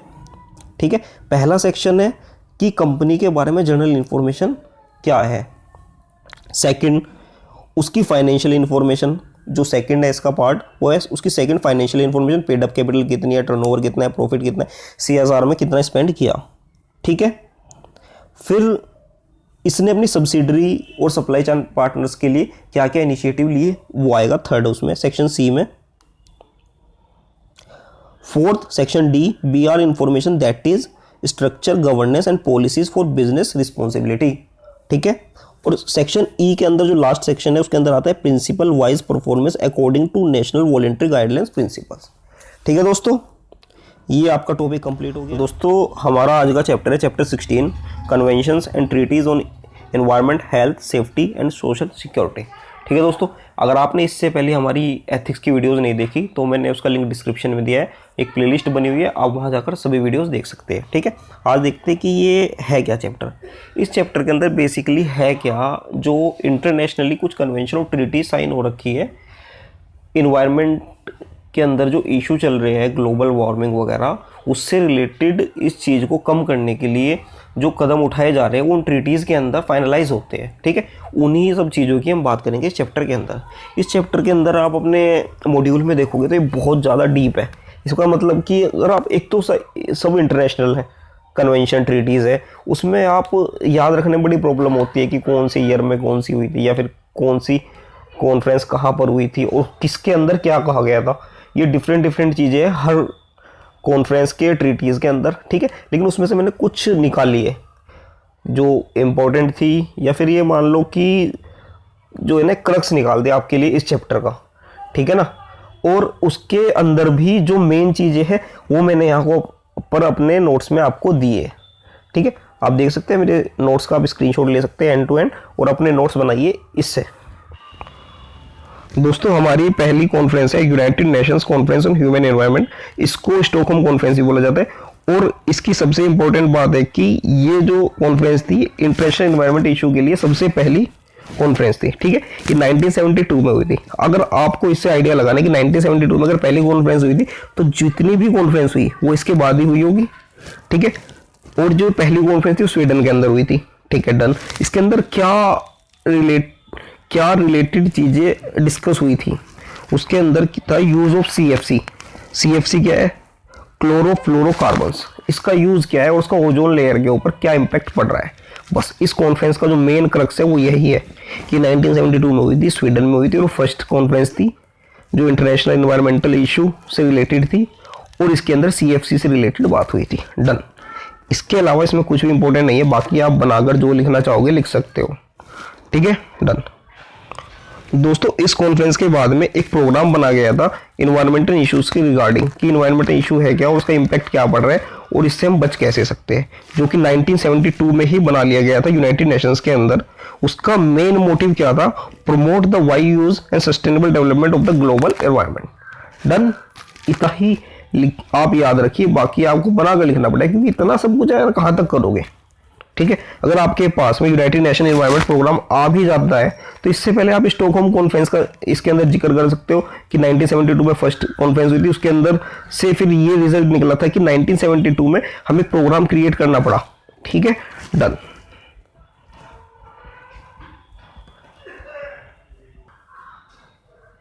दोस्तों हमारा नेक्स्ट टॉपिक आता है ब्रुंटलैंड कमीशन, जिसका फॉर्मली नेम है world commission on environmental and development, जो कि 1983 में आई थी। WCID भी इसको बोला जाता है। ठीक है, जो कि इसके अंदर इसने ये रिकॉग्नाइज किया था कि जो इन्वायरमेंटल इश्यूज है ना, ये किसी एक कंट्री की प्रॉब्लम नहीं है, ये ग्लोबली है। तो इसलिए इससे रिलेटेड जो सॉल्यूशन भी बनेंगे वो तो ग्लोबली ही बनाने पड़ेंगे। जैसे कि अगर मान के चलो कोई दो देश आपस में मिले हुए, उनका बॉर्डर है बीच में, और एक साइड में कोई पोल्यूशन फैलाता है तो उसका इम्पैक्ट तो दूसरे देश पे भी आएगा। इसलिए सबको मिलकर ही काम करना पड़ेगा उस पोल्यूशन को कम करने के लिए। ठीक है, डन। दोस्तों नेक्स्ट हमारा जो टॉपिक आता है वो United Nations conference on environment and development. ये यूनाइटेड नेशन के अंदर एक कॉन्फ्रेंस हुई थी जिसको अर्थ समिट या फिर रियो समिट भी बोला जाता है। ठीक है, इसके अंदर मेनली क्या क्या रिजल्ट निकले थे इसके बाद में, तो एजेंडा 21 हम नेक्स्ट टॉपिक पढ़ेंगे कि एजेंडा 21 है क्या। एक आपका Rio declaration on environment and development issues, a statement of forest principles, United Nations framework conventions on climate change, conventions on biological diversity. ठीक है दोस्तों आपका नेक्स्ट टॉपिक आता है एजेंडा 21। ये आपके एग्जाम पॉइंट ऑफ व्यू से बहुत इंपॉर्टेंट क्वेश्चन है। इसके अंदर मेनली क्या था, एक ब्लूप्रिंट था 21वीं सेंचुरी में हम सस्टेनेबल डेवलपमेंट कैसे करें। ठीक है, ये अर्थ समिट के अंदर फाइनलाइज हुआ था, जो कि 1992 में अर्थ समिट हुआ था। इससे पहले कौन से ने इसके बारे में डिस्कस किया था, और ये 179 हेड्स ऑफ कंट्रीज और गवर्नमेंट ने इसको साइन किया था। ठीक है, उसके अंदर मेनली किसकी चीज़ों के ऊपर फोकस किया गया है, social and economical dimensions, conservation and management of resources, और third strengthening the role of major group women, child and youth. ठीक है दोस्तों, यही इसकी मेन इंपॉर्टेंट चीज़ है, आप इसका स्क्रीनशॉट ले सकते हैं। दोस्तों आपका नेक्स्ट इंपॉर्टेंट क्वेश्चन आता है एग्जाम पॉइंट ऑफ व्यू से, पेरिस एग्रीमेंट। ठीक है दोस्तों, ये at 21st conference of the parties in the Paris, ये पेरिस के अंदर एग्रीमेंट हुआ था। Central aim of Paris agreement is climate change, जो इसका सेंट्रली एम था, जो मेन एम था वो था क्लाइमेट चेंज से related. Agreed to by keeping global rise in temperature below 2 degree Celsius up to 1.5 degree Celsius. ठीक है, क्लाइमेट चेंज का जो बढ़ रहा है हम उसको 2 डिग्री से लेके, अगर अभी बढ़ रहा है तो उसको 1.5 डिग्री के लिए पर लेकर आना है। ठीक है, और ये अर्थ डे जो कि हम 22 अप्रैल को मनाते हैं 2016 में साइन हुआ था, जो कि 175 वर्ल्ड लीडर्स ने इसको साइन किया था, जो कि लार्जेस्ट नंबर ऑफ कंट्रीज था। अगर किसी एक इंटरनेशनली एग्रीमेंट को साइन करने के लिए ये लार्जेस्ट नंबर ऑफ कंट्रीज को साइन करने वाला पहला कोई एग्रीमेंट था। ठीक है दोस्तों, डन। दोस्तों आपका नेक्स्ट टॉपिक आता है क्योटो प्रोटोकॉल। ठीक है, ये एक इंटरनेशनल एग्रीमेंट है link to the United Nations framework conventions on climate change. ठीक है, जिसका मेन टारगेट था वो emission of the 6 main green house gases. वो 6 मेन हाउस ग्रीन गैसेज कौन सी है, एक तो CO2, methane, नाइट्रोक्साइड, HFC, PFC, SF6। इसका ना मैंने आपको HFC, PFC और SF6 क्यों लिखा है, अगर मैं इसका पूरा नाम लिख देता ना वो याद तो होना ही नहीं था और इनमें भी कन्फ्यूजन हो जाता, क्योंकि मेन क्या है CO2, मीथेन, ये आपको पता है ग्रीन हाउस गैसेज होती है। नाइट्रोक्साइड ये आपको याद करनी पड़ेगी, HFC, PFC एक साथ याद हो गया, SF6 इसके साथ में याद हो गया। तो इस तरीके से हम ये 6 गैसेज याद कर सकते हैं। अगर क्योटो प्रोटोकॉल आता है 6 गैसेज आपको मेंशन करनी पड़ेगी। ठीक है दोस्तों हमारा नेक्स्ट टॉपिक आता है मिलेनियम डेवलपमेंट गोल्स। ठीक है, millennium development goals are 8 international development goals that officially signed in millennium summit of the United Nations in 2000। ठीक है दोस्तों, उसके अंदर 8 गोल्स कौन से थे, वो ये थे। पॉवर्टी एंड हंगर, सबसे पहली चीज पॉवर्टी एंड हंगर से लड़ना है हमें। सेकंड, यूनिवर्सली प्राइमरी एजुकेशन, इसका मतलब ये है कि बेसिक एजुकेशन को कंपलसरी किया जाए। जैसे कि हमारे इंडिया में क्लास 8 तक एजुकेशन फ्री ऑफ कॉस्ट है और ये कम्प्लीटली गवर्नमेंट की रिस्पॉन्सिबिलिटी है। कोई भी अगर 8 तक एजुकेशन करना चाहता है वो कम्प्लीटली फ्री होगी, वो उसके लिए कंप्लीट अरेंजमेंट एंड ऑल सब कुछ करती है, ठीक है। जेंडर इक्वालिटी ये आपको पता है। Child mortality rates, maternal health for disease, ensuring environmental sustainability, developing a global partnership for development, ठीक है दोस्तों। ये 8 मेन चीज़ें इसके अंदर गोल्स जो बनाए गए थे वो ये है दोस्तों। नेक्स्ट टॉपिक हमारा आता है, ये भी आपके एग्जाम पॉइंट ऑफ व्यू से बहुत इंपॉर्टेंट है। इसका नाम है इको मार्क। इको मार्क क्या होता है? आपने कभी कभी देखा होगा किसी प्रोडक्ट के ऊपर एक लिखा रहता है इन्वायरमेंट फ्रेंडली, या फिर एक अर्थन पोर्ट का कुछ एक लोगो आता है, ठीक है।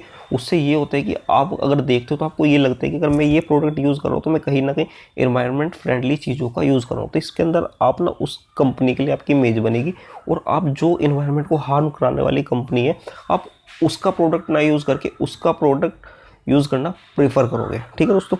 वही इनका मोटिव था। अब देखते हैं वो क्या था। Scheme of liability of environment friendly products to increase consumer awareness, ठीक है।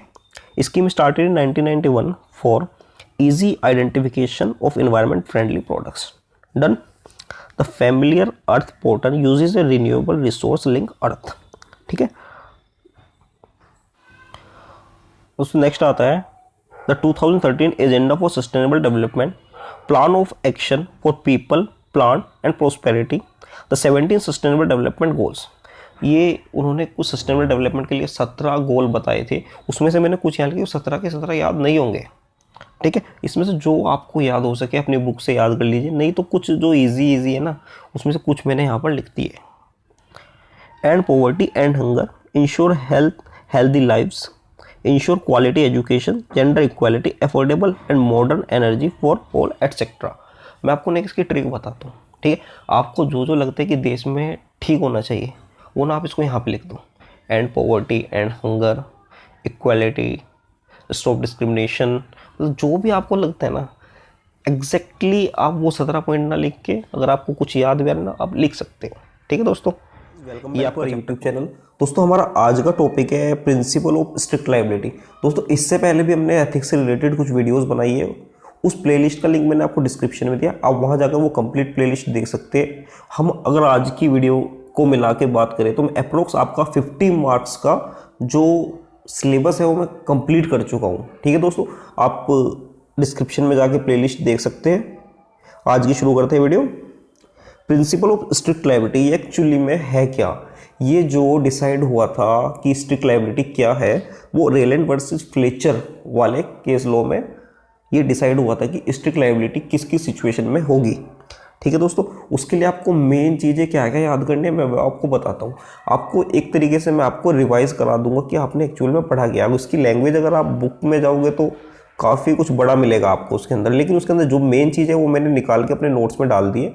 आप इसका स्क्रीनशॉट भी ले सकते हैं। बाकी आपको PDF चाहिए होगी तो आप हमने एक व्हाट्सएप ग्रुप बनाया हुआ है, आप उसको ज्वाइन कर सकते हैं। मैं वहाँ पर सभी चैप्टर की PDF शेयर करता हूँ, ठीक है दोस्तों। स्टार्ट करते हैं। ये रेलैंड वर्सेस फ्लेचर इस केस लॉ में डिसाइड हुआ था स्ट्रिक्ट लायबिलिटी किस किस सिचुएशन में होगी, ठीक है। उसमें सबसे पहला पॉइंट क्या है, bring anything from outside and accumulate on his land, यानी कि हम कुछ बाहर से ला रहे हैं और अपने यहाँ पर उसको एक्यूमुलेट कर रहे हैं। पहली चीज, इफ स्केप, अगर वो निकल जाती है, मतलब कि वहां से हमने लाए कुछ और वो निकल गया, ठीक है। And causing harm to others, यानी किसी को उसने नुकसान पहुंचा दिया, उस केस में स्ट्रिक्ट लायबिलिटी होगी। उसमें हम ये नहीं बोल सकते कि इसमें हमारा फॉल्ट नहीं है, ठीक है दोस्तों। इसमें क्या 3 चीज़ हुई मेन। पहली चीज़, हम कुछ अपने यहाँ पे एक्यूमुलेट कर रहे हैं जो कि कहीं ना कहीं नुकसान पहुंचाने वाला है दूसरे को, ठीक है। सेकंड चीज़, वो स्केप हो गई, हमारे लैंड से बाहर निकल गई, दूसरे के लैंड में चली गई किसी तरीके से, ठीक है। और उसने दूसरे को हार्म भी पहुंचा दिया। मैं उसका आपको एग्जांपल देता हूँ। जैसे दुबई में क्या होता है कि टाइगर पालने का कोई वहाँ पर उनके शौक है, उनके जो वहाँ पे उनके शेख होते हैं वो टाइगर पालते हैं। अगर वो अपने यहाँ पे टाइगर पाल रहे अपने लैंड में, पहली चीज़ कि वो कुछ चीज़ ले गए जो कि non natural use of land एक तरीके से, क्योंकि टाइगर के लिए जगह है जंगल। अगर आप उसको घर में पाल रहे हो, अब वो पड़ोसी के यहाँ चला गया और उसको मार दिया, ठीक है। उसके बाद में शेख साहब ये डिफेंड नहीं कर सकते कि इसमें मेरा फॉल्ट नहीं है, यहाँ पे principle of strict liability apply हो जाएगा, क्योंकि उसमें तीनों चीज़ें हो रही है। पहली चीज़ कि आप bring anything from outside, accumulate भी कर रहे हो और वो हजार्डस भी है, पहली चीज़। दूसरी जो स्केप यानी वो आपके यहाँ से निकल चुका। थर्ड, उसने किसी को हार्म भी पहुंचा दे, तो आपके ऊपर principle of strict liability and relevant versus Fletcher की लायबिलिटी लगेगी। ठीक है दोस्तों, उस जजमेंट में दो चीज़ें निकली है। पहली चीज़ non natural use of land, जैसे मैंने आपको ये एग्जाम्पल दिया है, इसमें non natural use of land है क्योंकि जो टाइगर है उसके रहने की जगह क्या है, जंगल। ठीक है। दूसरी चीज़ the things must have escaped, अगर चीज़ें उधर से निकल गई, ठीक है, जैसे टाइगर निकल के चला गया था। ठीक है दोस्तों, आई होप आपको ये कॉन्सेप्ट समझ में आएगा। इसके कुछ एक्सेप्शंस भी है। एक्सेप्शन है एक्ट ऑफ गॉड, यानी कि इसमें फॉल्ट हमारा नहीं है, एक्ट ऑफ गॉड है किसी तरीके से। ठीक है। Second, natural use of land, अगर कोई ऐसी चीज़ रखी हुई है जो नेचुरल यूज में आती है तब भी ये एक्सेप्शन में आ जाएगा इस रूल के। एक्ट ऑफ थर्ड पार्टी, अगर किसी थर्ड पार्टी का इसमें एक्ट आ जाता है तब भी कोई इसमें हमारा लायबिलिटी नहीं होगी। कंसेंट ऑफ प्लेंटिफ की अगर कंसेंट है उस सिचुएशन में भी आपके ऊपर प्रिंसिपल ऑफ स्ट्रिक्ट लायबिलिटी का रूल अप्लाई नहीं होगा। और आपका लास्ट आता है स्टैट्यूटरी अथॉरिटी, अगर वही ये बोल दे कि ये चीज़ सही है, मतलब कि उसने ही ऑर्डर दिया था किसी तरीके से, तब भी आपके ऊपर ये रूल अप्लाई नहीं होगा। ठीक है दोस्तों, एग्जाम्पल मैं आपको बता चुका, इसमें अभी इतना ही है।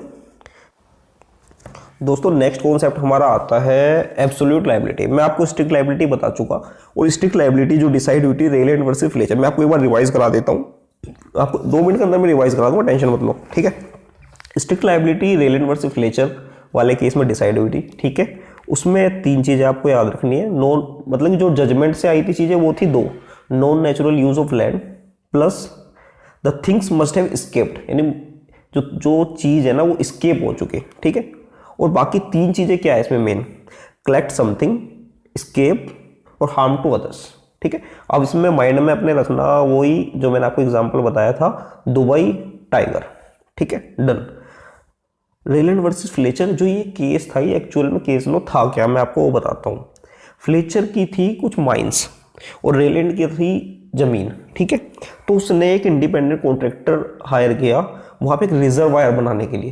जब वो खुदाई चल रही थी तो उसके अंदर से पानी निकला, वो जाके फ्लेचर की माइन में जाके भर गया। उसका इतना नुकसान हो गया हद पार, क्योंकि माइन में क्या होता है वो गहराई में होती है। जब इधर से पानी निकला वो जाके उसकी के यहाँ पे माइन के अंदर जमा हो गया, जिससे जो माइन में से उसको कुछ निकालना होगा, जिस चीज़ की माइन होगी वो, तो वो उसके लिए ब्लॉक हो गया। ठीक है। यही था, इतना ही केस है ये। बाकी आपको ज़्यादा आप अपनी बुक से पढ़ सकते हो। मैंने आपको एक मोटा मोटा आइडिया दिया एक्चुअल में था क्या। आपको रेलैंड का पता लग गया, रेलैंड के पास क्या था, लैंड थी उसके पास, और फ्लेचर की माइन थी। ठीक है, डन। एक्सेप्शन में आपको इसके बता चुका। दोस्तों हमारा नेक्स्ट टॉपिक आता है एब्सोल्यूट लायबिलिटी। ठीक है दोस्तों, जो एब्सोल्यूट लायबिलिटी है ये ओलियम गैस लीक केस में डिसाइड हुई थी, जो कि इंडिया के अंदर का ही केस है। 1985 में केस हुआ था। ठीक है, मैं इसके बारे में आपको एक ब्रीफली थोड़ा आइडिया देता हूँ कि एक्चुअली में केस था क्या। इसको ओलियम गैस लीक केस को Shriram food and fertiliser case भी बोला जाता है। कि 1985 में हुआ था। तो इनकी इंडस्ट्री के अंदर ओलियम गैस लीक हो चुकी थी, जो कि इन्हीं के किसी फॉल्ट से हुई थी। तो ये श्रीराम फूड एंड फर्टिलाइजर बोल रही थी कि ये किसी और के फॉल्ट से लीक हुई है, या फिर इसमें हमारा कोई फॉल्ट नहीं है। डायरेक्टली वो इन्वॉल्व नहीं थे, ये उनका कहना था। ठीक है। लेकिन इसमें ये डिसाइड हुआ था इस केस के अंदर कि आप हजार्डस एक्टिविटी में इन्वॉल्व हो, इस वजह से आपके यहाँ पर अगर कोई भी इस तरह की एक्टिविटी अगर आप कर रहे हो और उससे किसी को लॉस होता है, नुकसान होता है, तो उसके लिए आप कंप्लीटली लायबल हो। ये इस केस के अंदर डिसाइड हुआ था। ठीक है। इसके अंदर क्या क्या मेन चीजें हुई, इंगेज इन हजार्डस और इनहेरेंटली डेंजरस एक्टिविटी। ठीक है, क्योंकि ओलियम गैस है, ये हजार्डस गैस में की कैटेगरी में आती है। ठीक है। Absolute liable for any liability without any exception, कोई भी एक्सेप्शन नहीं आएगा कि थर्ड पार्टी का फॉल्ट है या किसी का भी फॉल्ट है। ठीक है, यही है मेनली इसमें। 4 और 6 दिसंबर 1985 जो उधर के डिस्ट्रिक्ट मजिस्ट्रेट थे, उन्होंने श्रीराम फूड फर्टिलाइजर को ऑर्डर किया कि आप यहाँ से ये हजार्डस गैसेस हटा लीजिए 7 दिन के अंदर। लेकिन उसके बाद MC मेहता उन्होंने सुप्रीम कोर्ट में इसके लिए पिटीशन डाली कि उनका बिजनेस ही बंद करो, मतलब कि यहाँ से दिल्ली से, ये बहुत ज़्यादा हजार्डस एक्टिविटी में इन्वॉल्व है जिससे आगे और भी ज़्यादा लॉस हो सकता है। ठीक है दोस्तों, इसमें एब्सोल्यूट लायबिलिटी में इतना ही था कि आप हजार्डस एक्टिविटी में इन्वॉल्व हो और हार्म टू अदर, सर किसी वजह से किसी दूसरे बंदे को लॉस हो रहा है और आपके लिए कोई भी एक्सेप्शन नहीं है, वो एब्सोल्युटली लायबल हो। ठीक है दोस्तों, ये आपका हो गया कंप्लीट। दोस्तों एब्सोल्यूट लायबिलिटी से रिलेटेड मैं आपको एक और केस लो बताता हूँ, भोपाल गैस डिजास्टर, जो कि 1984 का केस है। यूनियन कार्बाइड कॉर्पोरेशन जो कि अमेरिका की कंपनी है, उसने अपनी सब्सिडरी इंडिया में बनाई, यूनियन कार्बाइड इंडिया लिमिटेड। ठीक है, वो पेस्टिसाइड बनाया करती थी जो कि 2 हाईली टॉक्सिक गैसेस से बना करता था पेस्टिसाइड, मिथेल एंड आइसोनेट। मिथेल और आइसोनेट 2 और 3 दिसंबर 1984 में लीक हुए और जिससे कि 2660 लोगों की डेथ हो गई ऑन स्पॉट और 2 लाख से ज़्यादा लोगों ने सफ़र किया, उन्हें बीमार हो गए या फिर उन्हें कोई भी दिक्कत परेशानी हुई, सांस लेने में तकलीफ हुई है, मतलब कि बहुत ज़्यादा परेशानी हो गई उस टाइम पे। ठीक है दोस्तों, लेकिन 1989 में जब ये केस चला तो 1989 में रिजल्ट आया और उसमें $470 million to victims of Bhopal gas disaster. Bhopal gas disaster में जो विक्टिम था, जिसने सफ़र किया था, उनके लिए $470 मिलियन की धनराशि दी गई। ठीक है दोस्तों, जो कि यूनियन कार्बाइड ने दी, जो कि अमेरिका की कंपनी थी इन्होंने। ठीक है दोस्तों, अब नेक्स्ट केस लो आता है आपका corporate manslaughter and corporate homicide act 2007 UK. इसके अंदर क्या है, जो मैंने मेन ऐसा है ना, ये बहुत बड़ा है, अगर आप अपनी बुक में देखते हो तो ये बहुत बड़ा टॉपिक है, तो मैं आपको सिंपल लैंग्वेज में थोड़ी थोड़ी चीज़ें बताने की कोशिश करूँ ताकि आप थोड़े कम टाइम में चीज़ों को रिवाइज कर सको, आपको कुछ चीज़ें याद रह जाए। ठीक है, बाकी आप जब इसको रिवाइज करोगे, बार बार रिवाइज करोगे और बार बार पढ़ोगे तो आप अच्छे से इसको रिटेन कर पाओगे। ठीक है, a serious management failure resulting in A gross breach of a duty of care. तो इसके अंदर जो मेनली फोकस किया हुआ था कि जो मैनेजमेंट से रिलेटेड, आपको उनकी केयर करने से रिलेटेड जो आपकी ड्यूटी है उसको आप अच्छे से पूरा करें। Criminal liability for not taking care of management, अगर आप मैनेजमेंट की टेक केयर नहीं करोगे तो आपके ऊपर क्रिमिनल लायबिलिटी है। इसके अंदर सिर्फ इतना ही था, ये एग्जाम में बहुत बार पूछा जा चुका, लेकिन इसके अंदर ये मेन चीज़ है। बाकी आप इसको बुक से थोड़ा पढ़ के थोड़ा एक्स्ट्रा भी इसमें लिख सकते हो। अब आती है वाटर पोल्यूशन से रिलेटेड क्या क्या केस लॉज है। ठीक है, मैं बताता हूँ आपको।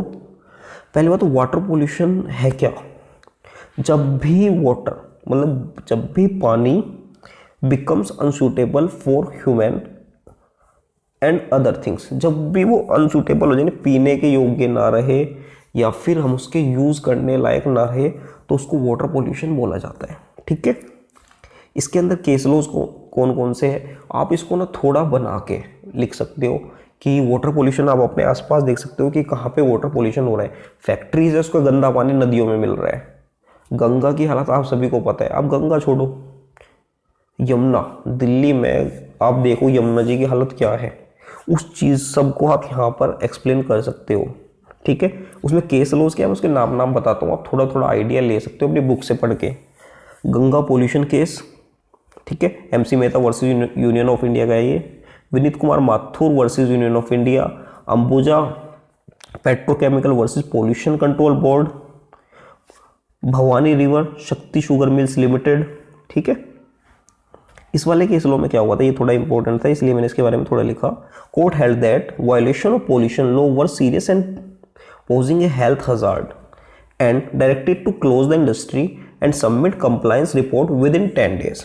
ठीक है दोस्तों, इस वाले केस लो थोड़ा इंपॉर्टेंट था इसलिए मैंने इसके बारे में थोड़ा लिखा, आप इसका स्क्रीनशॉट ले सकते हो।